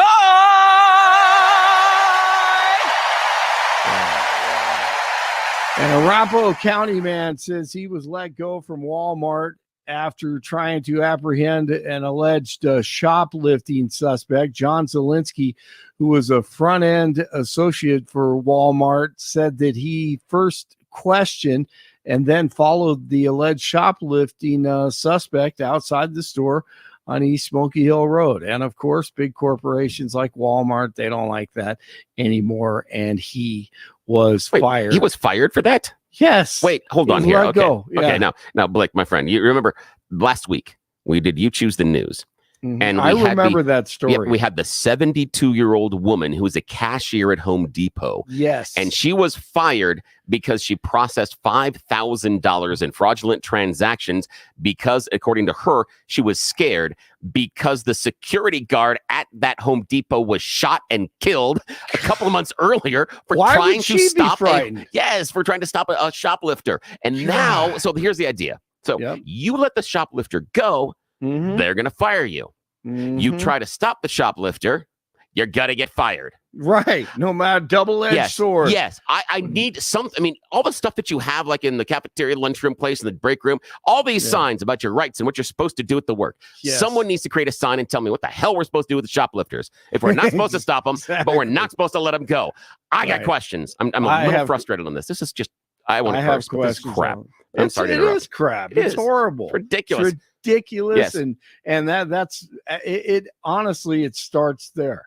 Locally and towns and communities. If we don't put it, Blake, I've got a solution. I got a solution. You got, you remember how we at a certain point there was crime out there in the cities and people just walk around the streets. The guardian angels. Those are the people I was thinking. Yeah, we just need some older dudes instead of welcoming people into Home Depot. Just stand outside with some billy clubs. Yeah, and just wait for the shoplifter to come out and give them a good whack. They don't have to be employed. In jail. They don't. They don't have to be employed. They don't have to do anything. Just give them a good old whack. Now, here's what I'd like to do. Item. Now, every once in a while, Blake, Jeff, myself, and our listeners, we can solve problems. Here's a moment in which we can instantaneously solve this problem of shoplifting. All we do is we change the law. If you are assaulted or injured in the process of stealing something, you do not get to sue anybody. That's on you. That is on you. If you are stealing something and anybody takes a pop, breaks a bone, gives you stitches, causes you to lose a tooth, right? It's a lesson. Take it with you, go forward, and don't do it again. I think we do that one. I like Stuff it. stops tomorrow. Can you imagine if you guys, when you were kids, and I'll get out of here, but when you were kids and you walk into a Walgreens or whatever, and you just walked out of there with 2 candy bars or something like that. Oh my! I mean, adults. When I grew up, I gave you a good whack. You would get the whack. You would get you would be drug across the store. Oh yeah, it would. The store and you owner don't want to meet your parents afterwards. The store owner would have you. He'd smack you, and then every adult in the store would line up behind him to get their turn too to teach you a lesson. That's how it has to be be done. And the genius of having the old dudes out there is they're still got a little old man strength. Yes. Not a lot, but a little bit of old man strength, so they can make you feel it without killing you. Yep. And they have the wisdom to understand, what you're going to do first. They're going to be wily about it. Yeah. I think I told you guys this, but my wife's family in Dominican Republic, I don't know, about a year ago, I was there, and they had one of those, smash and grab things, trying to imitate the United States of America. They're not playing anymore. They're not. They brought a truck. And they pulled this dude out. They shot it on video, and they carried him out and literally threw him in the bed of a truck like he was a dead horse. Nice. It was freaking awesome. Smash and grab, and they're like, "No, we're not doing that here. We're not gonna." And it was like the first attempt to do what they had seen in the States. And man, it was awesome. All right, we talked about John Elway earlier. He was the last quarterback to start as a rookie, 1983 for the Broncos. That game against the Steelers, they could have won that game and barely lost to the Steelers. He was replaced at halftime by Steve DeBerg. Well, Bo Nix will be the first since Elway to start in week 1 at quarterback. 63. And Parker, 65 in Lafayette, 68 in Denver. Jeff and Bill continue Thursday. Blake Olson, News Talk 710 KNUS. It's a new day, but the weather forecast is about the same. Temperatures warm with afternoon and evening thunderstorms, a good possibility today and Friday. A little bit warmer for the weekend. Widely scattered to isolated late-day thunderstorms. Will be 80s today, 80s tomorrow, 90s Saturday and Sunday, nights lower 60s with scattered afternoon and evening storms each day. Weather sponsored by branchplanning.com. Secure your future retirement with a reliable income stream. Annuities can provide guaranteed payments, giving you peace of mind. Get your complimentary review at branchplanning.com or call 303-219-0088. Meteorologist Don Day in the 710 KNUS Weather Center.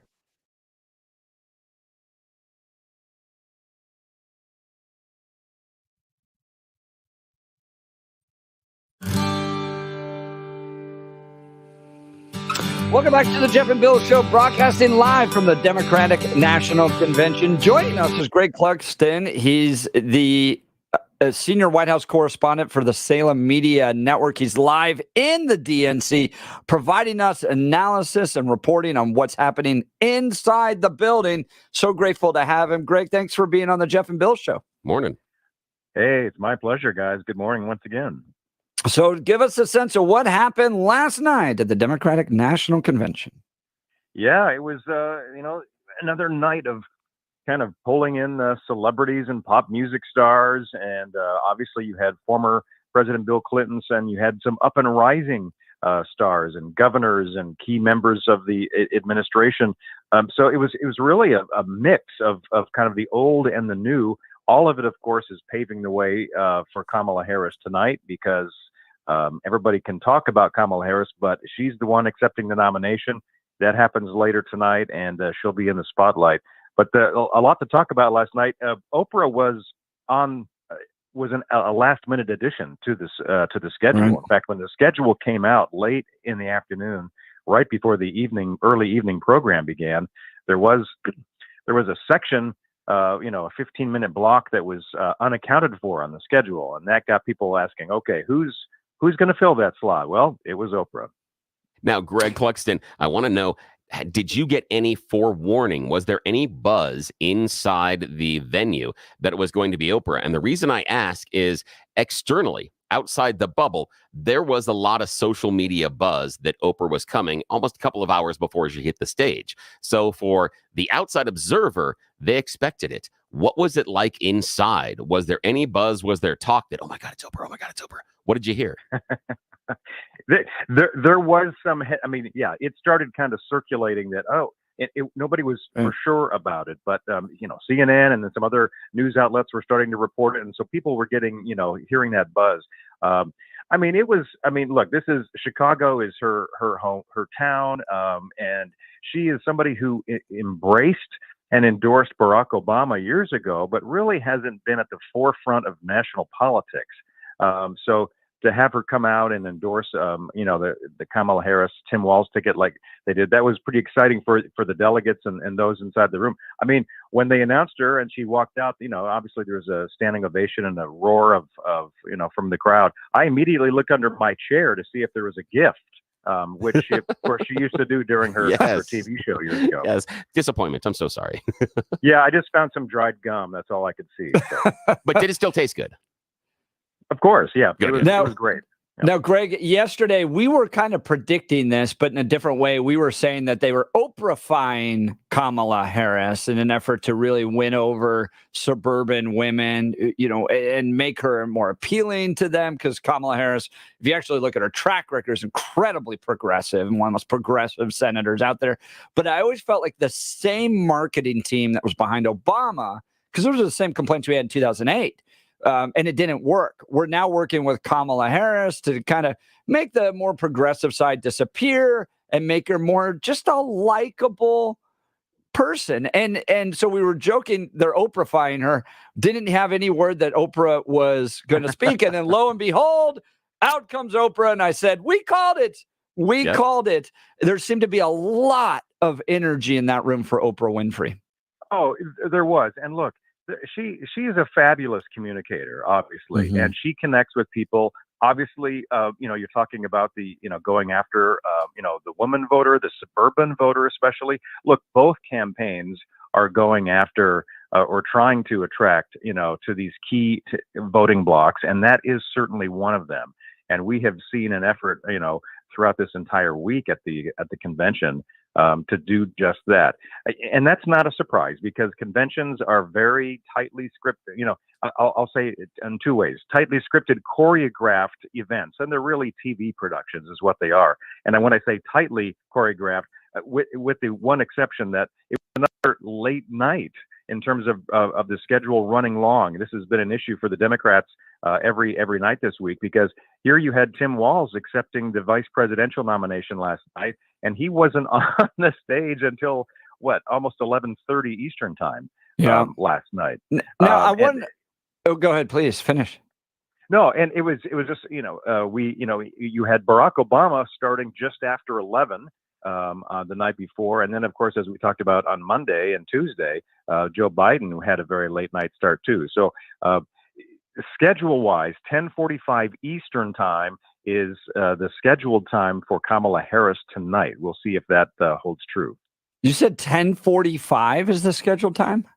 Yeah, so she'll be like Wow. right at the end of the 10 o'clock, final prime time hour. That's what the early schedule was saying. Yeah. Yeah, that is late. Now, I want to shift over to Tim Walz. Last night was the introduction of the vice presidential nominee for the Democratic ticket. From my perspective, it didn't seem to be policy heavy. It was a personal introduction. It was the football players on the stage. It was, here's the coach. I don't think anybody's going to remember any policy statement he made whatsoever, even 5 minutes after he made the speech. And I think they designed it that way. I think they wanted to just introduce him as a nice guy, and then for people to kind of forget about the speech. What were your thoughts on it? Well, I would say that traditionally for both Republican and Democratic parties and conventions, that conventions they're not they don't focus on policy specifics and details. Rhetoric and broad strokes, that seems to be the way that these conventions operate. And that was exactly what happened last night with Tim Walz. They were wanting to introduce him to the country for those, people who still don't know much about Tim Walz, because just a little more than 2 weeks ago, most of the country didn't know who the governor of Minnesota was. And now here he is, number 2 on the ticket. So there is an effort to try and really introduce him to the country, to voters. And he did that, talking about his upbringing in Nebraska, talking about his family and all the rest. Now, does he have a liberal, governing record in Minnesota? Absolutely, he does. And what's interesting is when he was a member of Congress for 10 years, he was viewed as more of a moderate, more of a centrist, and that has changed once he became governor of Minnesota. And that's the other thing that Kamala Harris is going to have to be, and they're working on too, is because she also not only as her own presidential candidate 4 years ago, but working with the Biden administration, she has held very liberal views on policies, of which her campaign is backing away from and softening in the last couple of weeks. And so this is a total effort to not only introduce both of these individuals to the country, but then also to try and appeal to them on softer, less specific terms. Greg Clugston, White House correspondent for the Salem Media Group. I want to pivot now to Bill Clinton. Bill seemed to be low energy and getting a lot older. My sense was this might be his final convention speech, along with Joe Biden. We may not see them on future stages. Tell us the feeling in the room and your analysis of Bill Clinton's speech last night at the DNC. Yeah, it was very interesting. And when Bill Clinton was in office, was the first time I got assigned to start covering the White House. Right as he was running for re-election in 1996 is when I began my assignment at the White House. So it was interesting to see him last night after having, obviously covered the second term of his presidency and then seen him in these succeeding years. Yeah, he talked about his age right off the top. He just turned 78 just a few days ago. And he had, he kind of turned that into a zinger, saying that even though he's just turned 78, he's still younger than Donald Trump by a few months. But I would agree that Bill Clinton's age was definitely on display as well. For a number of years, he's had a quieter, more hoarse sounding voice. And he didn't bring as much of the energy that he used to. And he's still a good speaker and all the rest, and he can connect with people, but he often would have long pauses between some of his thoughts as he was delivering last night. Some of my colleagues who could see the large screen teleprompter, which is right below the main central TV stand there inside the arena, were saying that he was off his script for most of his speech, which is not uncommon for Bill Clinton. He famously had the wrong State of the Union address loaded into the teleprompter at the U.S. Capitol years ago, and he riffed for the first few minutes with no notes, with no teleprompter until they loaded the right, and nobody knew that it was a problem because he's such a gifted speaker. So he was, and he also ran, speaking of running long, he was maybe one reason why the program ran long. I think he had a 12 to 15 minute slot scheduled, and he ran for 25 to 30 minutes last night. So he was taking in the spotlight while he was on the stage. Another reason why we might not see Bill Clinton up there anymore on future conventions. Let's talk about tonight. We've got a few minutes left here. Greg Clugston, senior White House correspondent for Salem Media Network. Greg, we know that it's Kamala's night. This is the night when the main party leader, the top of the ticket, is to shine. What do you expect to hear from her? Yeah, we don't know a lot of the specifics of what her speechwriters and her team, and we just know that she was holed up in her hotel here in Chicago just about all day yesterday, focusing on working on the speech. We do know that she also is going to be talking, much like Tim Walz did last night, about her family background. A lot of people know that she's the vice president, but often is the case even with national figures. When you're the vice president, you're the vice president, not the president. And so people don't know as much about her. So she is going to take the national spotlight with the large crowd and viewership across the country to tell a little bit more about her story. We also are hearing, though, that she's going to, and this is no surprise, but draw a contrast between what her campaign represents and what she views the Donald Trump campaign is representing, and drawing that contrast. And that'll be an interesting part of the speech to watch, in my estimation, because, she's under attack from Donald Trump on a daily basis, as is a part of national politics, and how much she responds to specifics coming from the Trump campaign, or whether she's, has a more broad over approach to making that contrast. And then we're also told that she might even, tie in more of a patriotic theme to close out her speech there. So those are the three elements that campaign officials are talking about. But beyond that, we'll have to see if she is able to deliver in this moment, because it's been a whirlwind, 4.5 weeks or so since she moved to the top of the ticket. And she has given speeches in front of these large rally crowds here over the last few weeks. But this is kind of a different situation tonight when you accept formally the presidential nomination for your party. Any other speakers we may hear from tonight? What's in front of me, and I think one of them is going to be interesting, and this has been part of a theme for the convention this week. Adam Kinzinger, former Republican member of Congress. He was on the January 6th committee, of course, and he is a Trump critic. And so he is embracing and endorsing Kamala Harris. And we've seen other Republicans, including a couple of them last night, including the former lieutenant governor of Georgia, go on stage and say he is a proud Republican, but he's not proud of his ticket. And he was basically giving a message that if Republicans want to vote for somebody other than Donald Trump, that doesn't make them, any less Republican. It just means that they're voting for America. So, I mean, that's been a strategy by the Democrats. It's an effort to attract disgruntled Republicans and maybe some independent swing voters who are undecided. And so he's going to be getting, as a Republican, a pretty prime and pretty plum speaking slot here on the final night of the convention. Talking with Greg Clugston. He's White House correspondent for the Salem Media Network, covering all things inside the Democratic National Convention. Greg, we so appreciate your reporting. We're looking forward to one more day with you tomorrow to get an analysis on what happened in this big night, the culmination, the pinnacle of the entire Democratic National Convention tonight as Kamala Harris takes the stage. Greg, thanks so much for being on the Jeff and Bill Show. Yes, thank you. Thank you for the invitation. Hey, we appreciate you, Greg. And tomorrow, remember, we have a special assignment for you that we're going to unveil with our listeners tomorrow. So we got you looking at behind the scenes. So we appreciate you so much. All right, guys. Talk to you then. Take care. Have a great day. Clugston. Always great to hear from him. So glad we can have that analysis coming from inside the DNC. All right, when we return, I'm going to talk with Rich Sokol.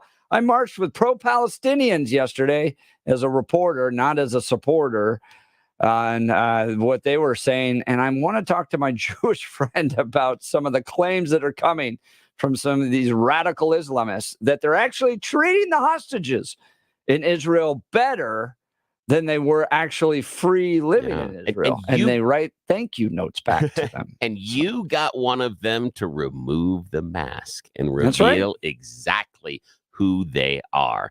I haven't heard anybody else have an interview and a conversation with one of these pro-Hamas supporters that got this honest. You will not believe what Jeff got the protester to admit.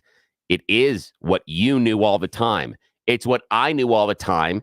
It's what Jeff knew all the time. But now we got the proof. Hang with us. You're listening to the Jeff and Bill Show. News Talk 710 KNUS.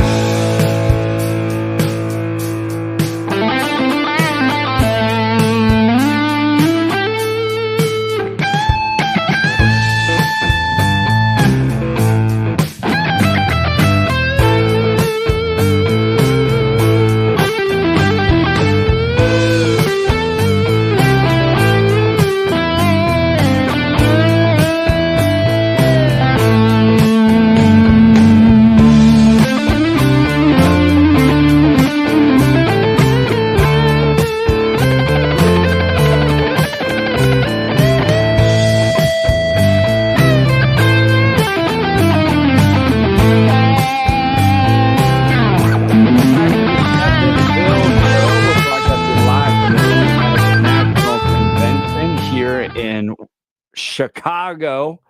And yesterday, I went down to a protest. There's been protests every night. Monday night, Tuesday, it got violent. It was outside the Israeli consulate. And then Wednesday, they had a little bit more of an organized protest. What was unique about this protest was that on Monday, it was kind of this conglomeration of leftist causes. You had rainbow flags, you had the communists, you had the environmentalists, you had all those people. And so I was like, I spent the day with them, interviewing them.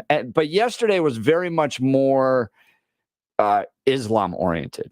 The only flag was the Palestinian flag. I saw one American flag in the entire march, which included probably 2,000 or 3,000 people. Every other flag was Palestinian.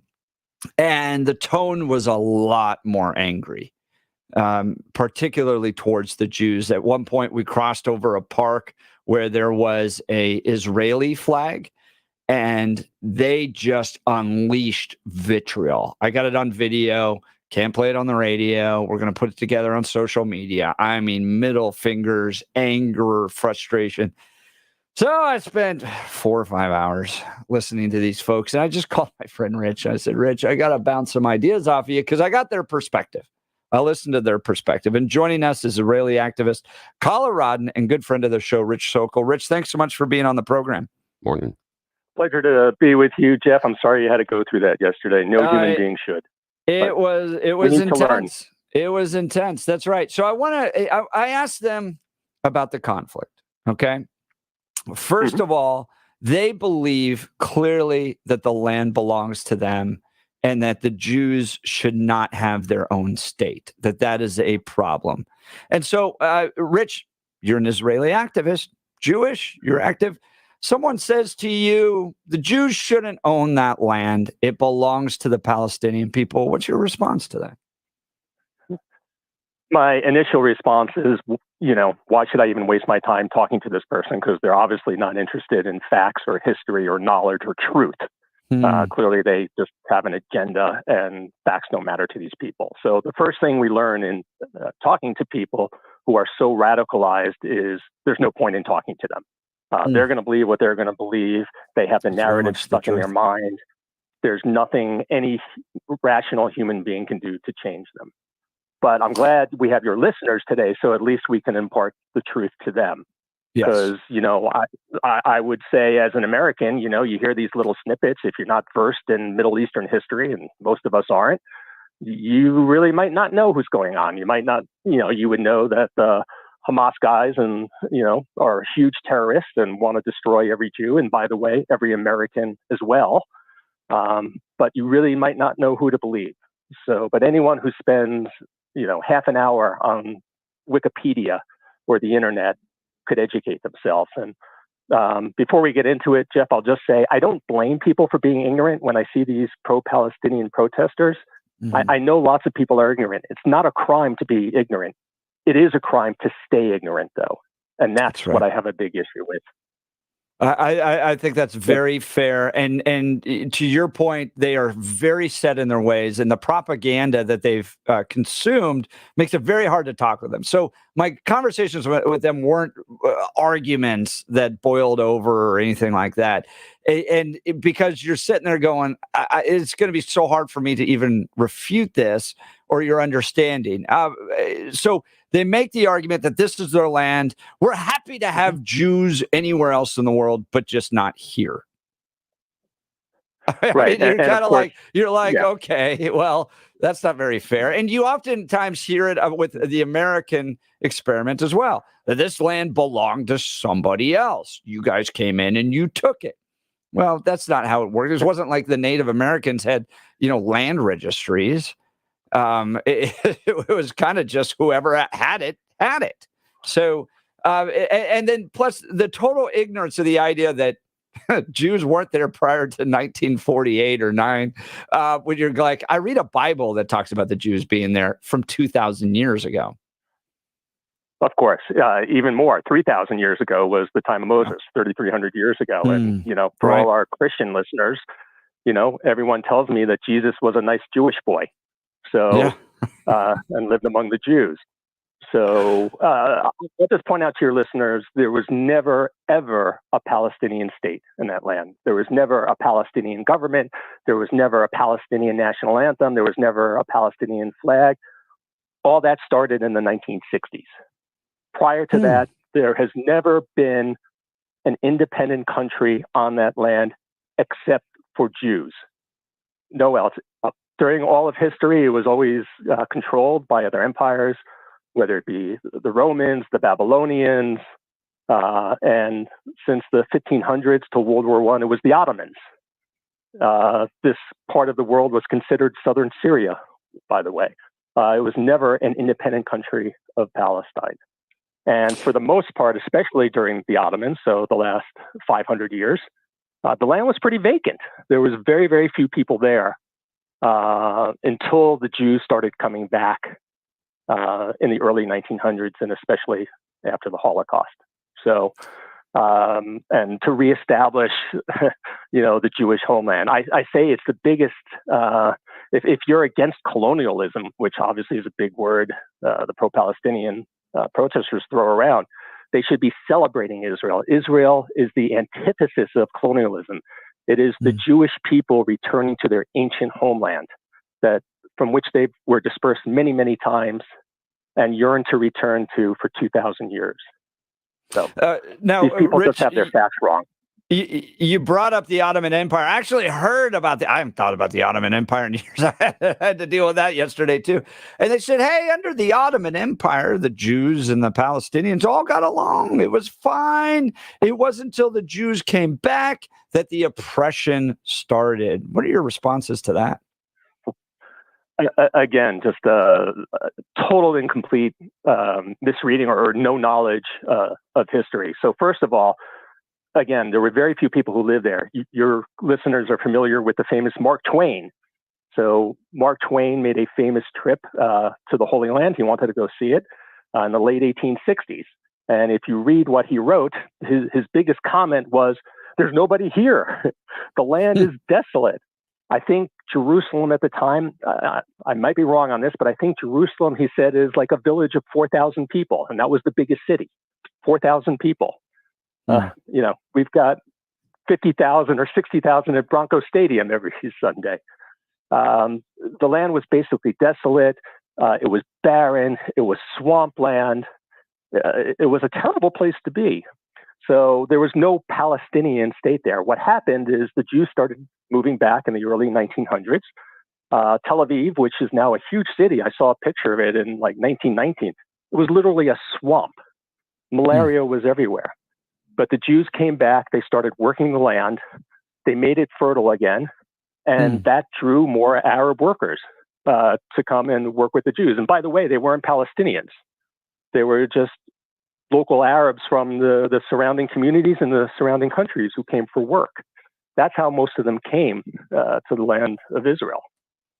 So, and were there some indigenous Arabs? I just want to say, yes, there were some Arabs living there at the time. And did they outnumber the Jews in the early 1900s? Yes, they did. And they were mostly peasant farmers working land owned by Arabs in Syria.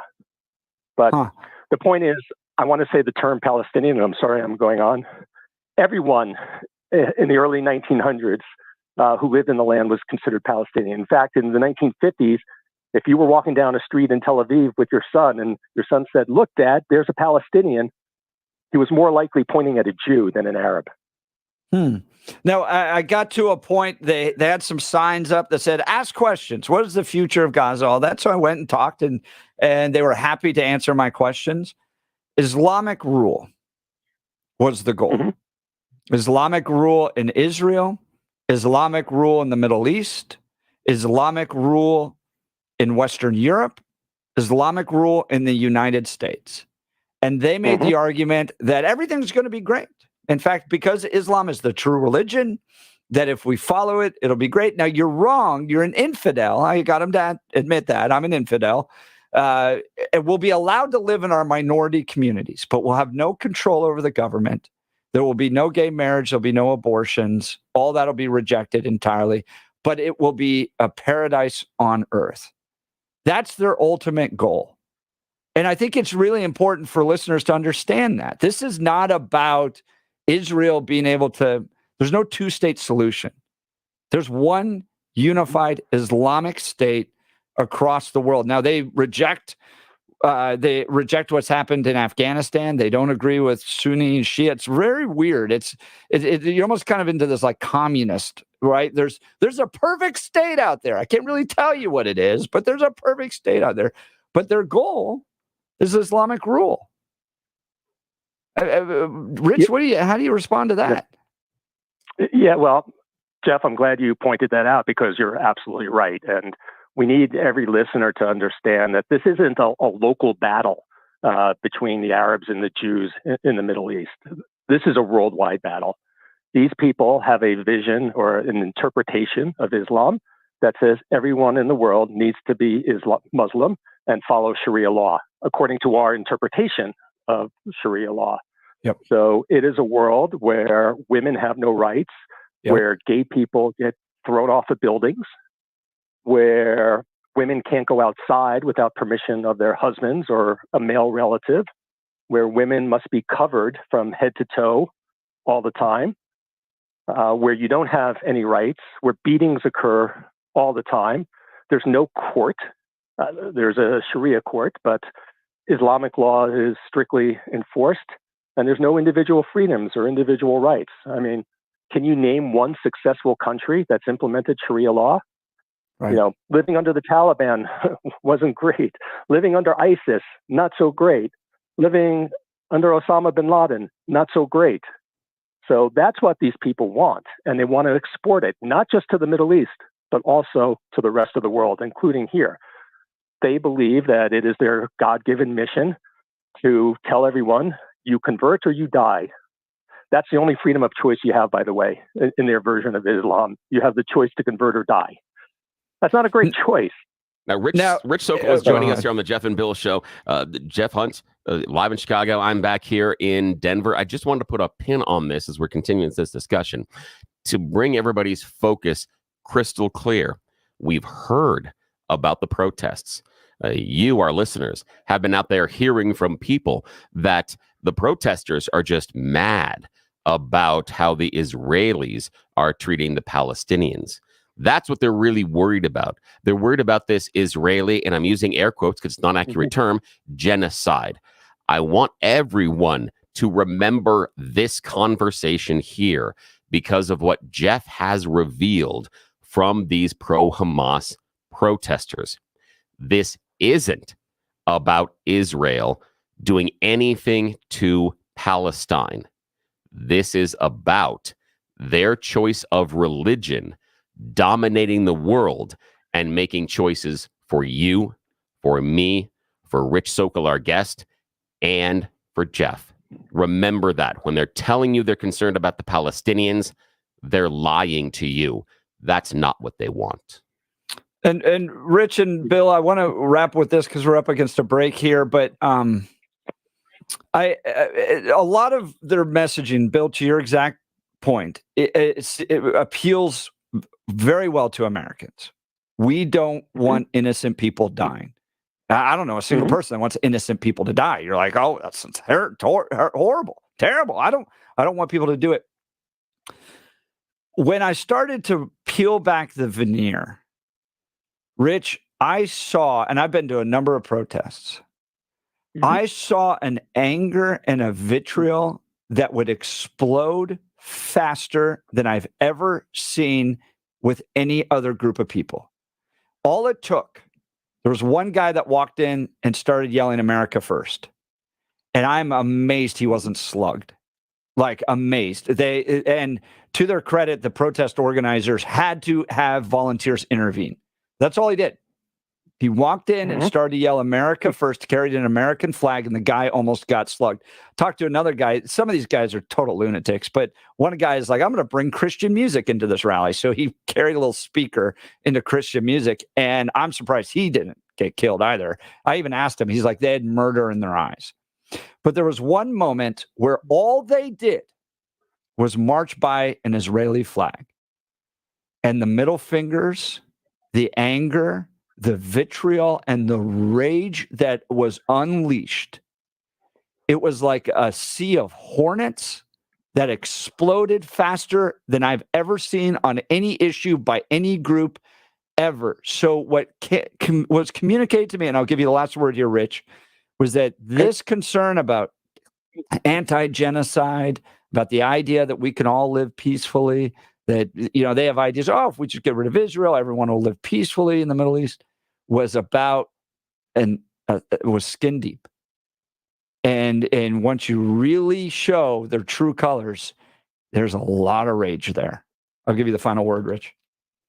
Yeah, thanks for that, Jeff and Bill. So, when we talk about genocide, Israel has gone to greater lengths than any army in the history of the world to try and protect innocent civilian lives.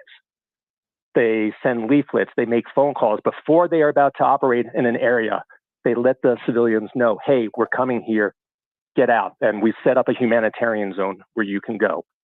What other army in the world does anything like that? Did Hamas do that when they attacked Israel on October 7th? Did they call ahead and say, hey, we're coming? Of course not. They wanted to kill civilians, and they filmed themselves killing civilians. And when we talk about genocide, the Hamas charter itself explicitly says they want to kill all the Jews. So yes, there is genocidal intent in the Middle East, but is Hamas wanting to kill the Jews? There's not a single American who wants innocent people to die. You and I don't want that. I will tell you, there's not a single Israeli who wants innocent people to die. Israel has a volunteer army. It's the fathers and the brothers that got called up to serve to try and protect their land. They all have children. None of them want to see innocent people die. No Israeli wakes up in the morning and says, let me see how many civilians I can kill today. That's crazy. We want to kill Hamas. The problem is Hamas embeds itself within the civilians. And Kamala Harris and all our politicians yell at Israel when a civilian gets killed, despite Israel's best intentions and efforts that no one else would do, instead of screaming at Hamas, hey, why are you using humans, not as human shields, but as human sacrifices? Hamas wants people to die because then international public opinion comes to their side and the U.S. pressures Israel. It's crazy. The more people that die, the better for Hamas. Rich, because of our reaction and the crazy people you see. Go ahead. I'm sorry. No, Rich, I appreciate your emotion. I appreciate you coming on to address what I heard from thousands of people outside the Democrat National Convention. I wish we had more time. We're just up against a break. Next time I want to ask him, I'm going to go back down. They're hosting another event tonight. I'm going to be a part of it. But I don't think the Democrats are breaking as much as I thought they would on this. And they seem to be publicly supporting Israel from the main stage of the Democrat National Convention. What is this going to mean for tonight? We'll cover this and more. You're listening to the Jeff and Bill Show. News Talk 710 KNUS. Tell Rich, thank you.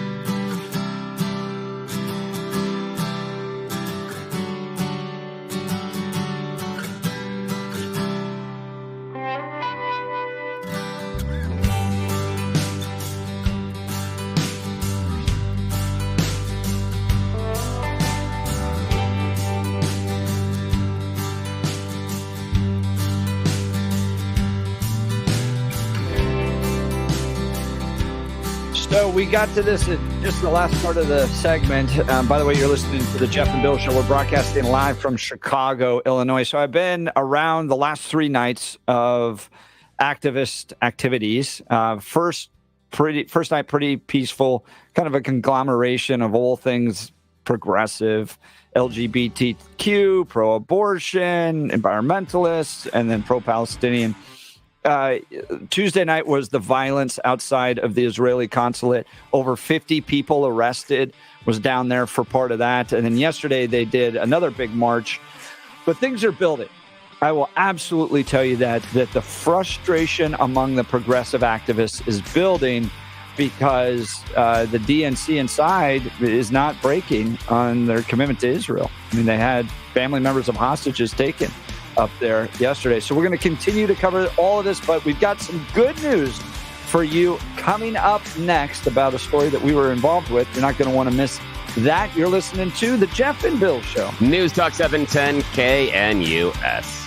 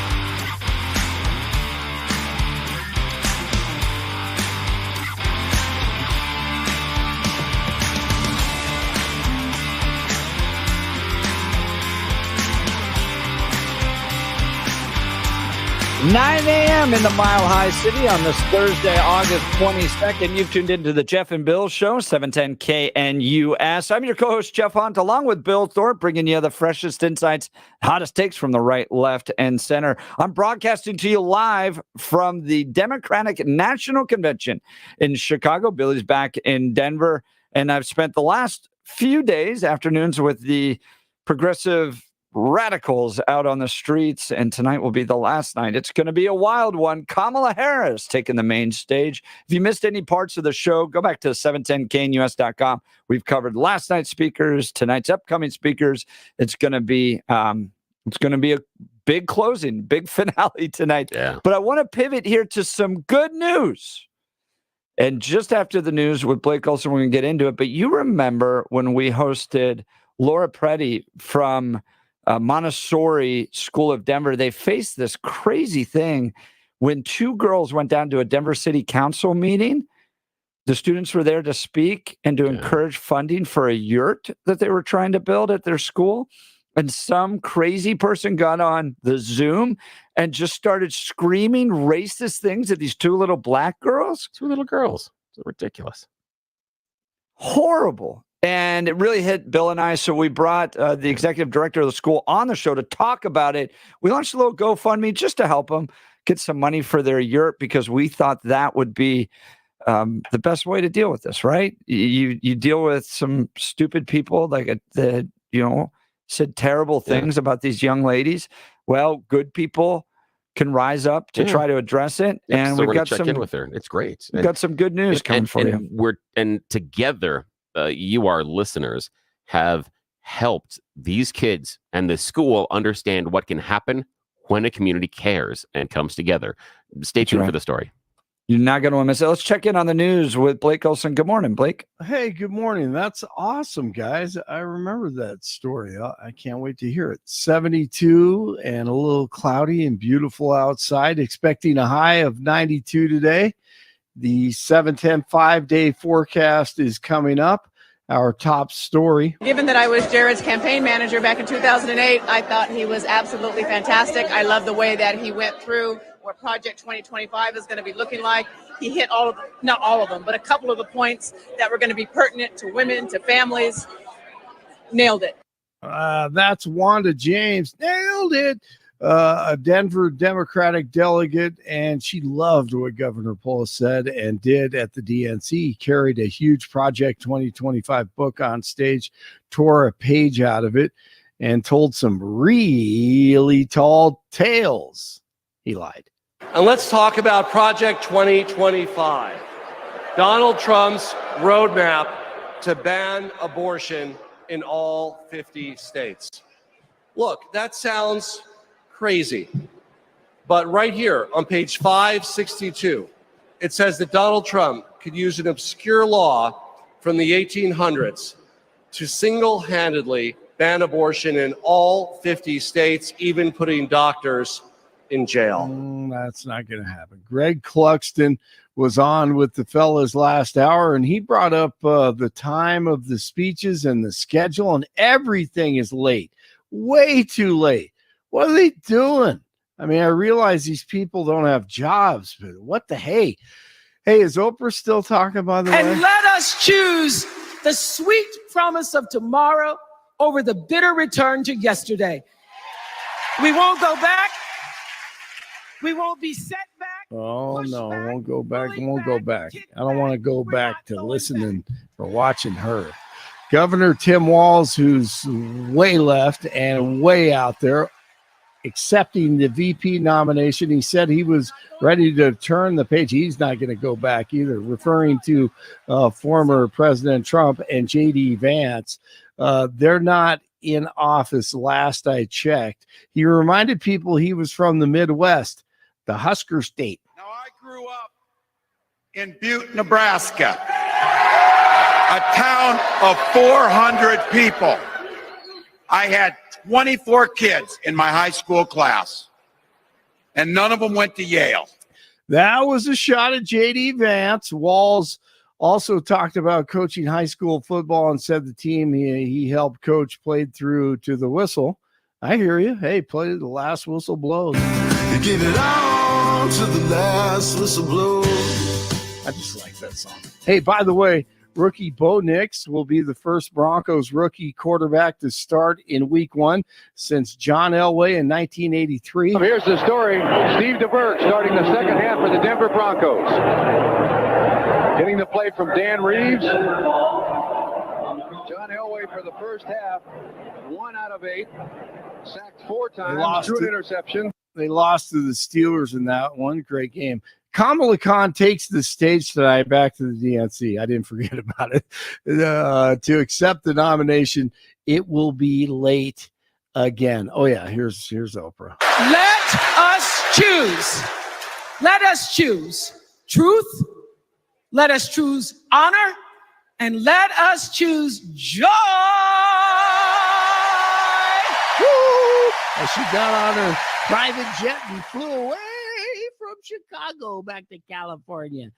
RFK Jr. will reportedly drop out of the 2024 race and support former President Trump. The long shot independent candidate says he will address America on Friday in Arizona and discuss the present historical moment and his path forward. Trump is also speaking in Arizona on Friday.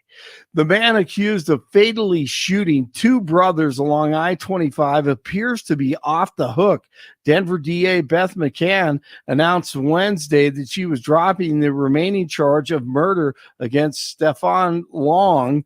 Long was accused of shooting Blake and Damon Lucas after an apparent road rage incident between their 2 vehicles in June of last year. Long was initially charged with 2 counts of murder, but claimed he was acting in self-defense when he shot the men, saying they had attacked him after cutting him off on the interstate. McCann said both charges of murder were ultimately dropped because she didn't feel her office could prove Long's guilt beyond a shadow of a doubt. The Gulcher fire near Golden is now roughly 60% contained. That's good news, and they don't expect to evacuate any nearby residents. 69 in Littleton, 70 in Glendale, 72 in Denver. Jeff and Bill continue on Thursday. Blake Olson, News Talk 710 KNUS. It's a new day, but the weather forecast is about the same. Temperatures warm with afternoon and evening thunderstorms, a good possibility today and Friday. A little bit warmer for the weekend. Widely scattered to isolated late-day thunderstorms. Will be 80s today, 80s tomorrow, 90s Saturday and Sunday, nights lower 60s with scattered afternoon and evening storms each day. Weather sponsored by branchplanning.com. Secure your future retirement with a reliable income stream. Annuities can provide guaranteed payments, giving you peace of mind. Get your complimentary review at branchplanning.com or call 303-219-0088. Meteorologist Don Day in the 710 KNUS Weather Center.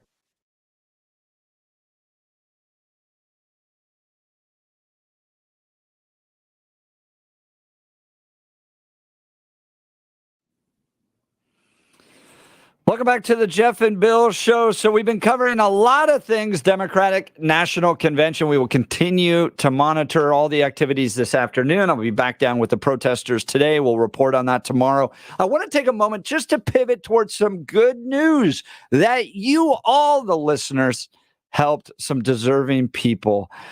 If you remember this, there were students at Monarch Montessori.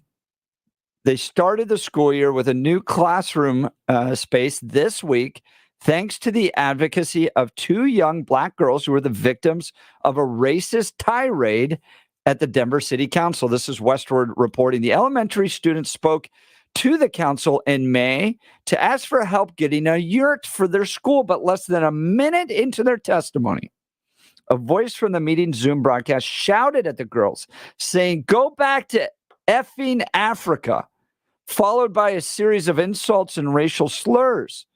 The next month, minutes before the council read a proclamation in response to the incident, the meeting was again disrupted by racist comments, this time directed at a man speaking about the Israeli-Palestinian conflict. Council members vowed to aid the students in securing a school yurt to make up for the trauma they endured. We launched a little GoFundMe, raised a little under $3,000 to help them as well. And if you remember, back in May, the executive director of the school, Laura Pretty, joined us, and I got one of those text messages. I'm literally in the middle of all the marches yesterday and all the activity, and people are yelling at each other and that stuff. And I get this text message that's just like, "Hey, we got the yurt." And I was like, "Yes, that's awesome."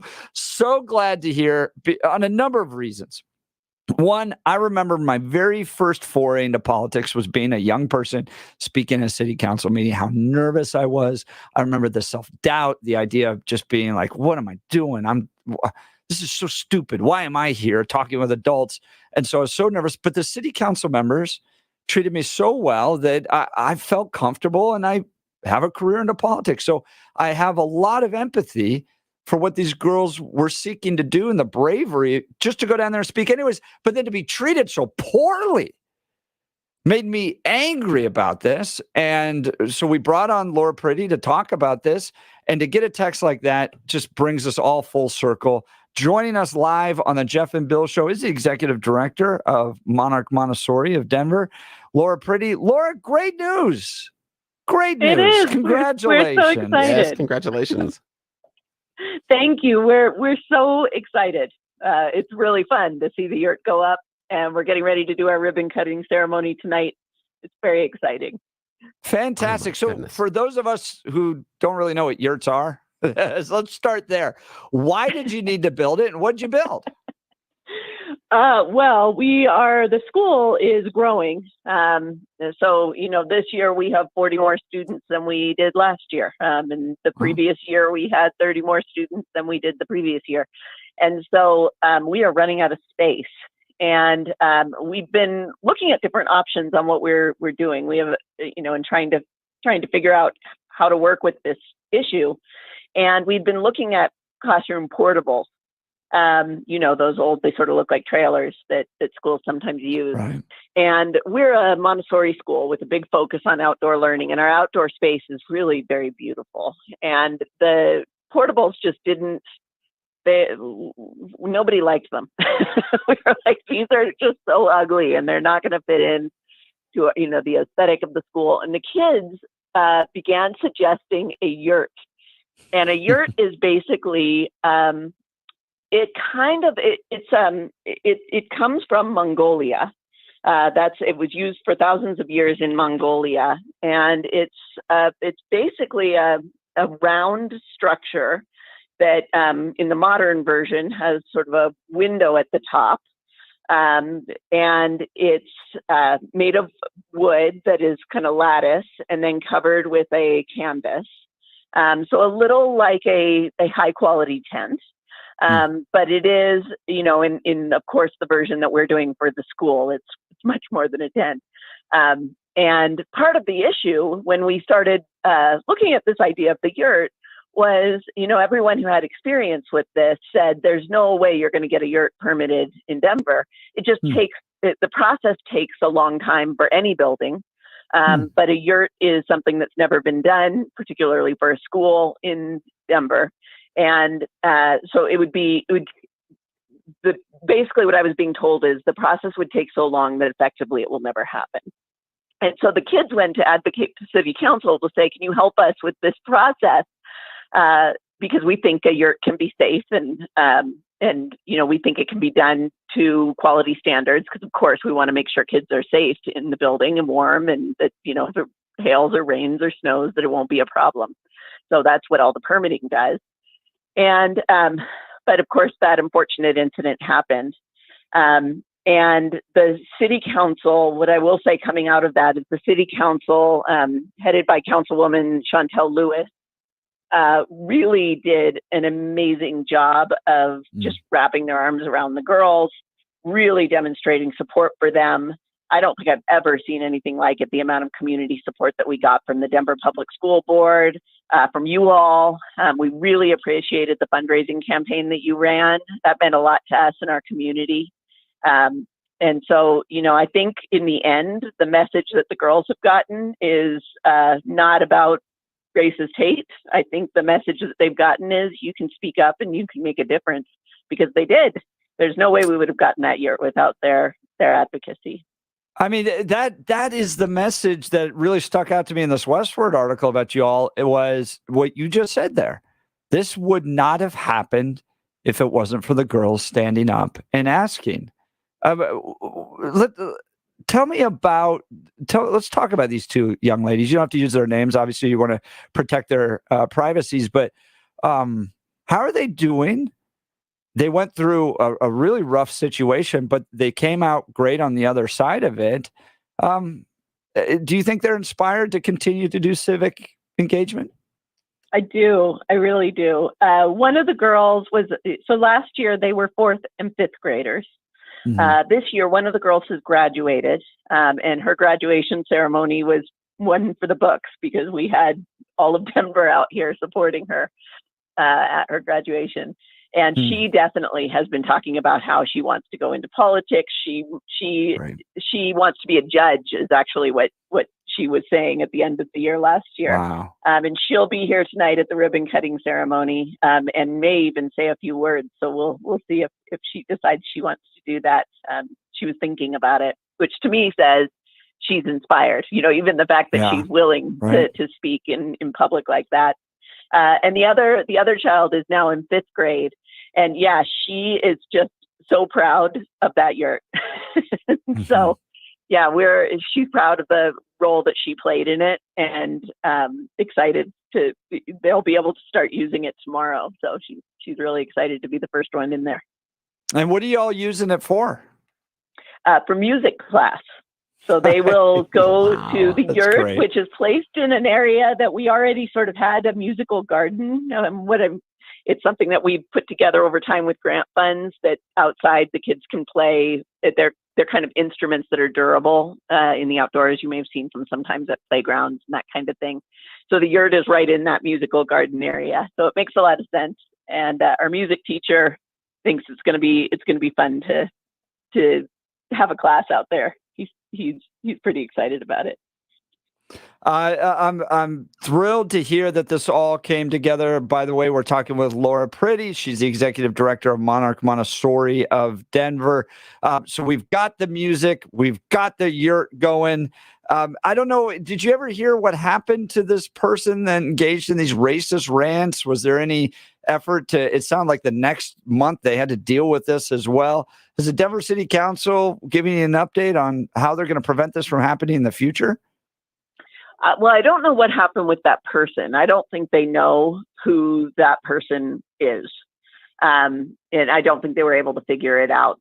It's a very strange, I find the entire thing completely baffling. Like how did that happen? How did the person, why did they wait for children to do this? I don't understand it. And I don't think the city council does either.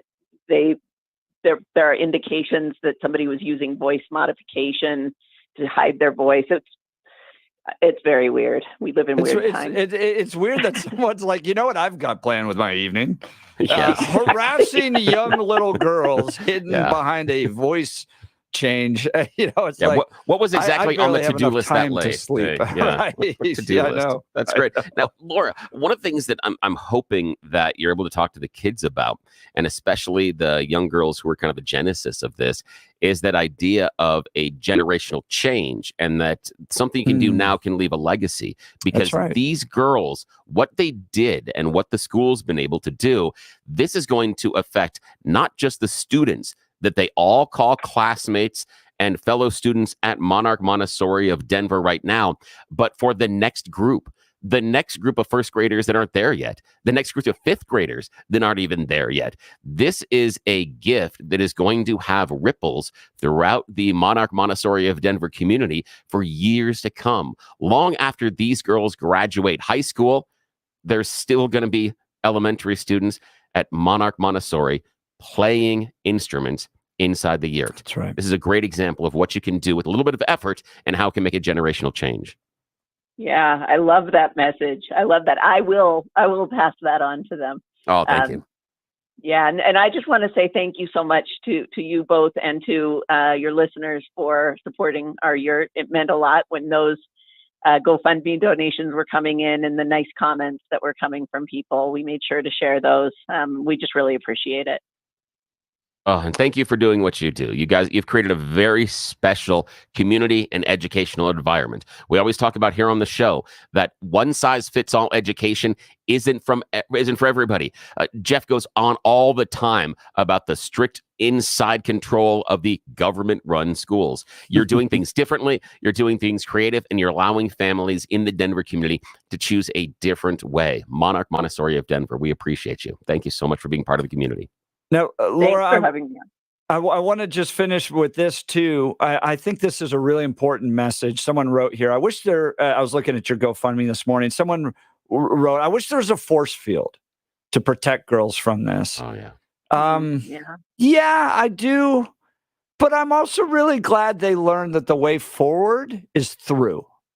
Yes. You know, like they didn't hide. They didn't, and this is a credit to you fellow teachers as well as to the community, is that it wasn't get back. We don't want you to see this. It was, no, that was awful. Yeah. That was horrible. But let's go. Yeah. Let's go. Let's go forward through this type of vitriol, anger, and hate. Come out on the other side. Win, get the yurt, inspire the community, get this thing funded, improve the future for students.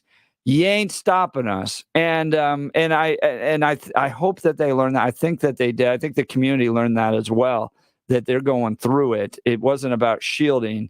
It was about pressing forward. Yeah. I'll give you the final word, Laura. Yeah, no, I agree 100%. And I think what we've learned from this is not that we want to shield our kids from politics and public speaking and being out there, but actually the opposite. I think, this year, one of the focuses of the school is student voice, and we're building a student circle, which is what we're calling the student government, that will have some real say in what's happening in our building. And certainly, I think more kids from Monarch will be talking to the city council when we've got questions about things that we think could improve. Or that the kids think could improve. So we're taking this as a learning opportunity, and we're going to keep on fighting the good fight. Oh, now, congratulations. Tell me a little bit about what is happening tonight and the ribbon cutting ceremony. What are you guys doing? Well, we are it'll be a small little ceremony, just as you can imagine, for our little community. But we will cut the ribbon that allows you to go up the ramp into the yurt. I'll say a few words. Councilwoman Chantel Lewis will say a few words. Director Esserman from the Denver Public School Board will say a few words. Their teacher, Gio Bro, will say a few words. The girls are deciding if one of them wants to speak. They don't have to, but it's their choice. And then the girls will cut the ribbon, and they will be the first to walk into the yurt tonight. So exciting. So exciting. And again, as Jeff was outlining the idea of, we love the fact that you leaned into it. You probably don't want to necessarily share it with the girls, but this is a direct example of the statement by Winston Churchill. When you're going through hell, keep going. You don't back away. You don't stop. You don't look for shield. You just keep going. That's right. That's right. So yeah, we are thrilled to see that, having kept on going. We have our yurt. The other thing that there were two other girls there that night that didn't get to speak in public because of what happened, but they were there to speak about making our area more walkable. And I should add that the city has done a lot for that as well. And we've been able to change our approach to pick up and drop off to allow the kids to be outside playing rather than sitting and waiting. Some of that comes from those changes that, again, those girls came to advocate for. So it's all been, in the end, it's come out to be really, really good for the kids. And those races they're not going to win. No. Amen. Well, Laura Pretty, Executive Director of Monarch Montessori of Denver, kicks off a new school year with a brand new yurt, and it's easier to walk around the school, all because students were engaged. And man, I'd get me going here, Billy. Yes. We're a government of the people, by the people, for the people. For my favorite president, Abraham Lincoln. And when people get involved, good things happen. And those girls made it happen. And thanks to all of our listeners that helped them out too. Yes, that's part of it too. And we really appreciate your time, Laura Pretty, with the Monarch Montessori of Denver. Thank you so much for your time. Tell the girls we love them, and we're so happy they're going to be able to experience that new yurt. Thank you so much. Thanks, Have a everyone. Great day. Have a good day. That is fantastic. The thing for me is that this is a lesson about how impactful our listeners are. Yeah. You guys went there, and none of us here are independently wealthy. If you are, we will leave you both my text message and Jeff's, and we're looking take for donations. Yes, I have no problems. Living the life of luxury. If you want to support that, but we know that all of us are struggling with our budgets. All of us are looking for those extra 2 nickels to rub together. The fact that you found some change in that couch, you found that change that's rolling around the back of the car, that you were able to carve a little bit out of your budget to help these girls. $3,000. Come on. You pat yourself on the back today. Understand you made a difference based on your involvement in this show and in those girls' lives. Thank you. Huge. Awesome. Well, I also want to tell you about another great person I love in this community. He's doing great work. That's Gay Ribble and the Empower Home team. I've gotten to meet Gay live here in the studio multiple times when she comes in to help people understand what's happening with the housing market.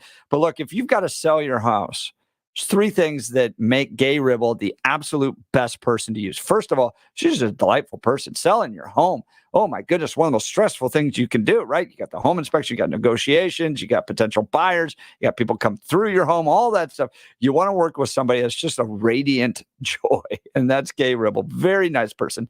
Secondly, she gets the job done, right? She is, and this is probably the most important, right? She has over 14,700 buyers just ready to go right there to sell. Look, there's always people that want to sell your home. You got friends, you got neighbors, you got that long lost cousin that shows up to sell your home. But they don't have the database of 14,700 people ready to make a purchase. That's why Gay Ribble is so critical. This gives you an immediate advantage. She'll sit down, show you the list. They will sell your home at your price, or Gay will buy it guaranteed. Third, she gives back to the community. She was an orphan herself. She appreciates the values of this station. She found a great, lovely, faithful family that brought her in, became her forever family. And she wants families in Colorado to be able to find that as well. So you're giving back to the community by hiring her. Why would you use anybody else? Gay Ribble and the Empower Home team. Give them a call at 833-301-SOLD. That's 833-301-SOLD, or go to gayasthebuyers.com. That's GAYE. hasthebuyers.com. The Jeff and Bill Show live from Chicago, covering the Democratic National Convention. And I'm feeling all warm and fluffy inside after hearing that the ladies at Monarch Montessori of Denver got the yurt that you, the listeners, helped us out with. So again, thank you from that. Yes. We'll continue with the Jeff and Bill Show. News Talk 710 KNUS. They have a new yurt.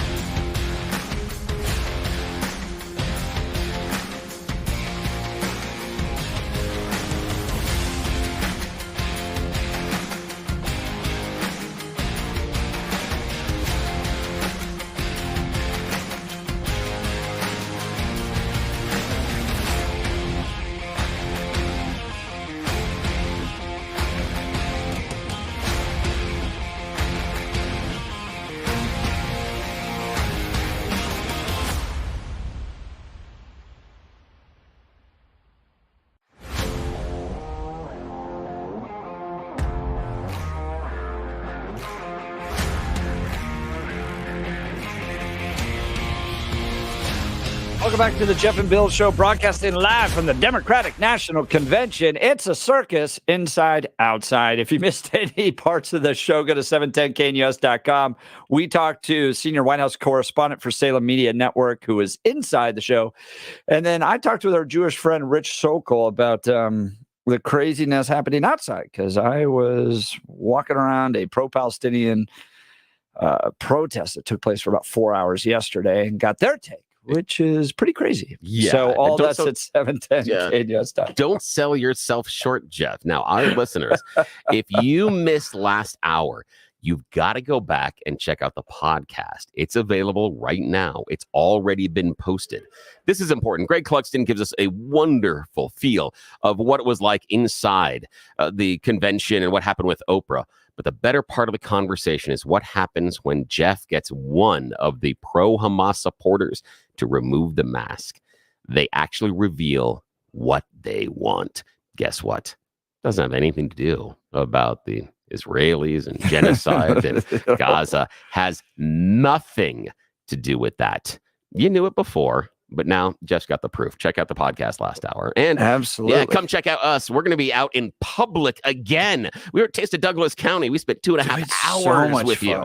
It was great. Now we're going to have breakfast with you. Yep. You've got a chance to come have breakfast with Jeff and Bill. We are going to be doing the show live and eating on the air, just like Mom told us not to.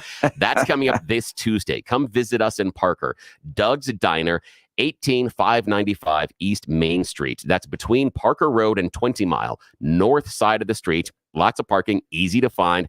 Go ahead and check it out because, listen, we're hanging out at Doug's Diner. I got to tell you, these are local, fresh, original, delicious, menu-crafted items. Now, the meals are made from scratch. Your meal made from scratch with homemade recipes. Rick and Linda have 82 years of restaurant experience. Rick is also former National Guard. So you know he's going to do it right. They've got the eggs. They've got huevos rancheros, plus their own variations of those. Breakfast enchiladas, quesadillas, steak and eggs, they got you covered. Biscuits and gravy, they got you covered. You want to go ahead and have a mountain of hash browns with all sorts of other stuff on top?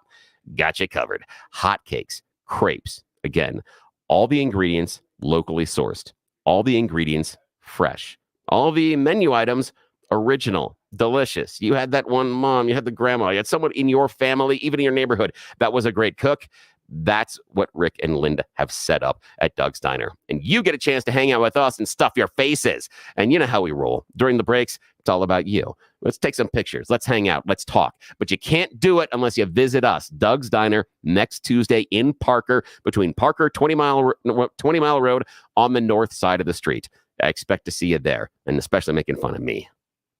And Billy, you were great about that. You're always fun out there, and I am a clown. And just to hang out and have some breakfast, it'll be a ton of fun. Doug's Diner next Tuesday. What were those hours again, Bill? We are going to be there like 4:30 in the morning, so we're going to arrive. But everybody else can show up starting at 6 a.m. They're cracking those doors early. We're going to bring people in, and we're going to get everybody inside. They're going to take care of you again.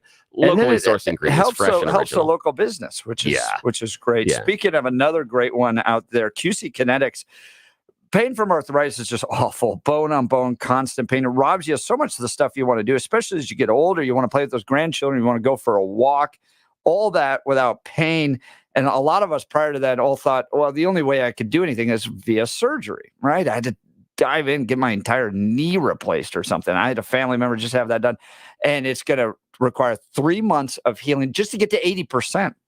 Well, there's this new technology out there called regenerative medicine to treat pain and enhance your joints, restore your mobility. It gives you a long-term relief with no downtime. We have a guy in our sales department, Joel, who's working with QC Connects, getting the service done. He went and hiked 5 miles with his wife the other day. So he hasn't been able to do that for years without a lot of pain. Now he gets to do it, and he's just up and at him the next day. The local medical professionals at QC Connects are ready to help you get your life back with regenerative, restorative cellular treatments for your achy joints.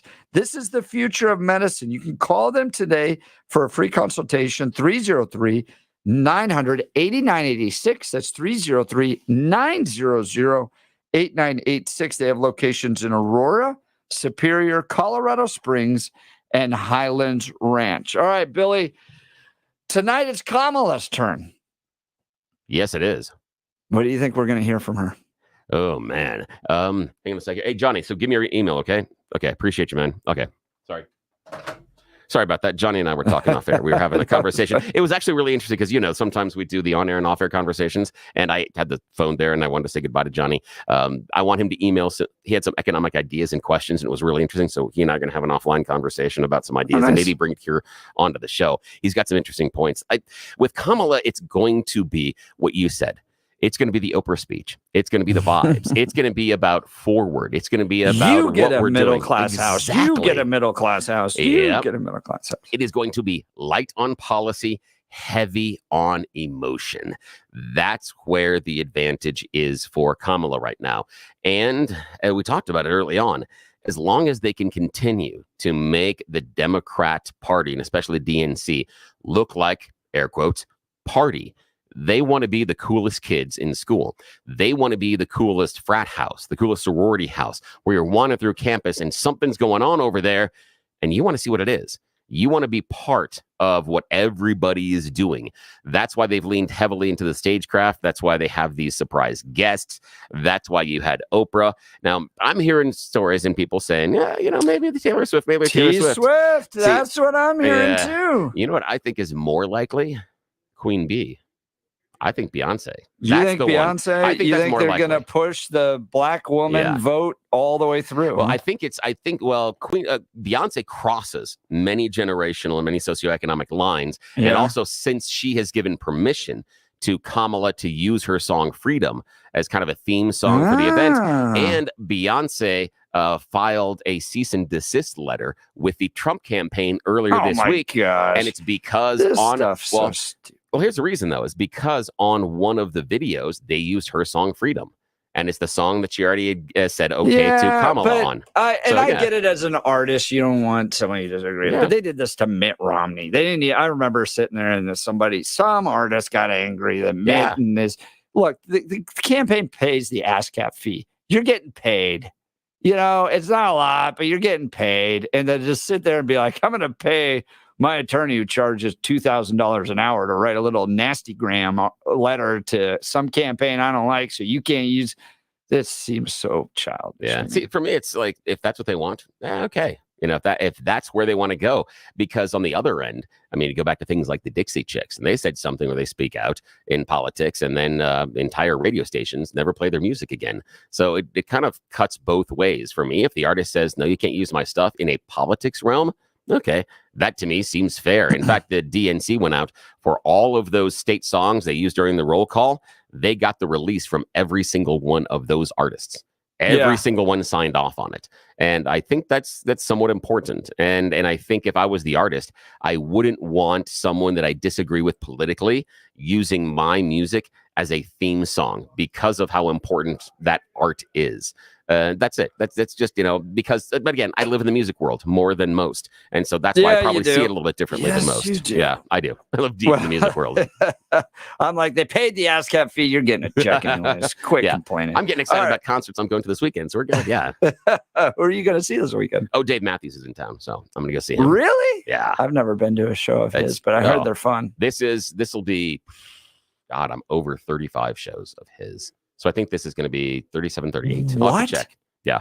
Is there another artist you've gone to that many shows for? Probably not. I probably have a dozen shows on another couple of artists, but I have to go back and see. I got to give. So speaking of this, you'll love this. I got to give a shout out to my brother. I'm staying with my brother in Chicago, by the way. Excellent. So he's awesome. Staying with him and his family. He's a huge Fish fan. Oh, okay? yeah. Huge Fish fan. Yep.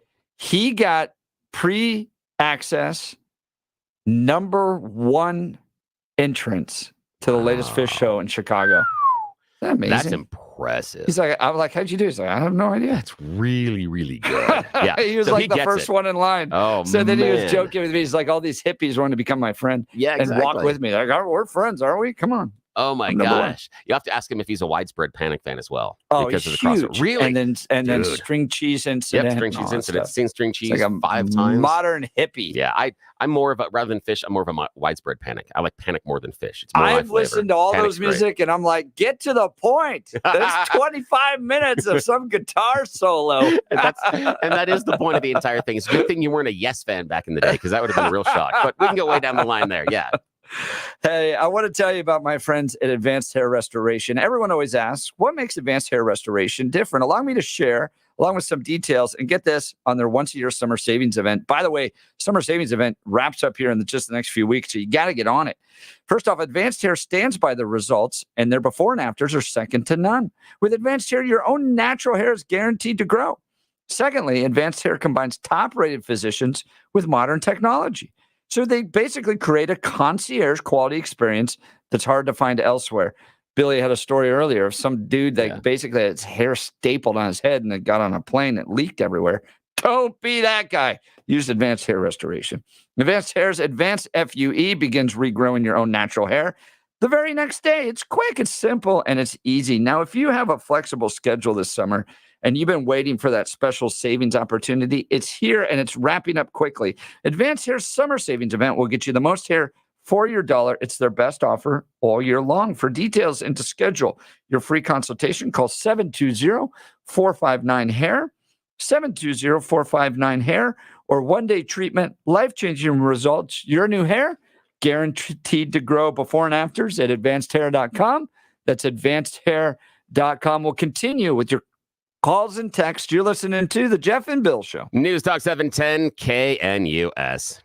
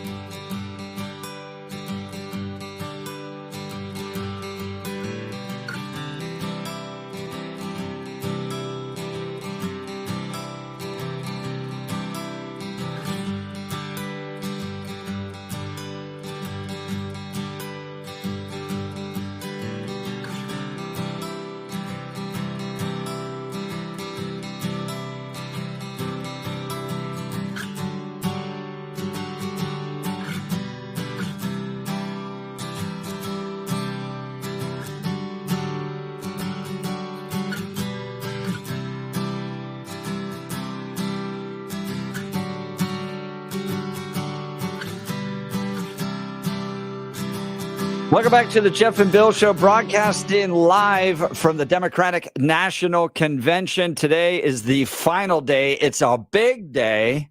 They're expecting Kamala Harris to be coronated from the main stage later this evening. We'll be covering that, watching that with Greg Clugston, White House correspondent for Salem. We'll be live in the auditorium, and we'll be reporting on that tomorrow morning. I'm going to go hang out with the smelly, stinky ones, the ones outside that are angry that the Democrat Party has not confiscated more of your wealth. So I'll be spending the evening with them. And Billy, I'm telling you this to put a marker down. The frustration's growing. Yes. The Democrats have not been listening to them, and that's to the Democrats' credit. They've had Jews on the main stage talking about what happened to them from the attacks on October 7th from Hamas. So they have not shed off Jewish support. And so I think you're going to see possibly violence tonight. So we'll be covering all of that. And it's going to be a wild show. Make so sure if you you stay missed safe. any of it, I'll do my best. I got my running shoes on. Good. 710knus.com to download the podcast there. So if you missed any of the show, check it out. You've been listening to the Jeff and Bill Show. News Talk 710 KNUS. Watch the riots tonight.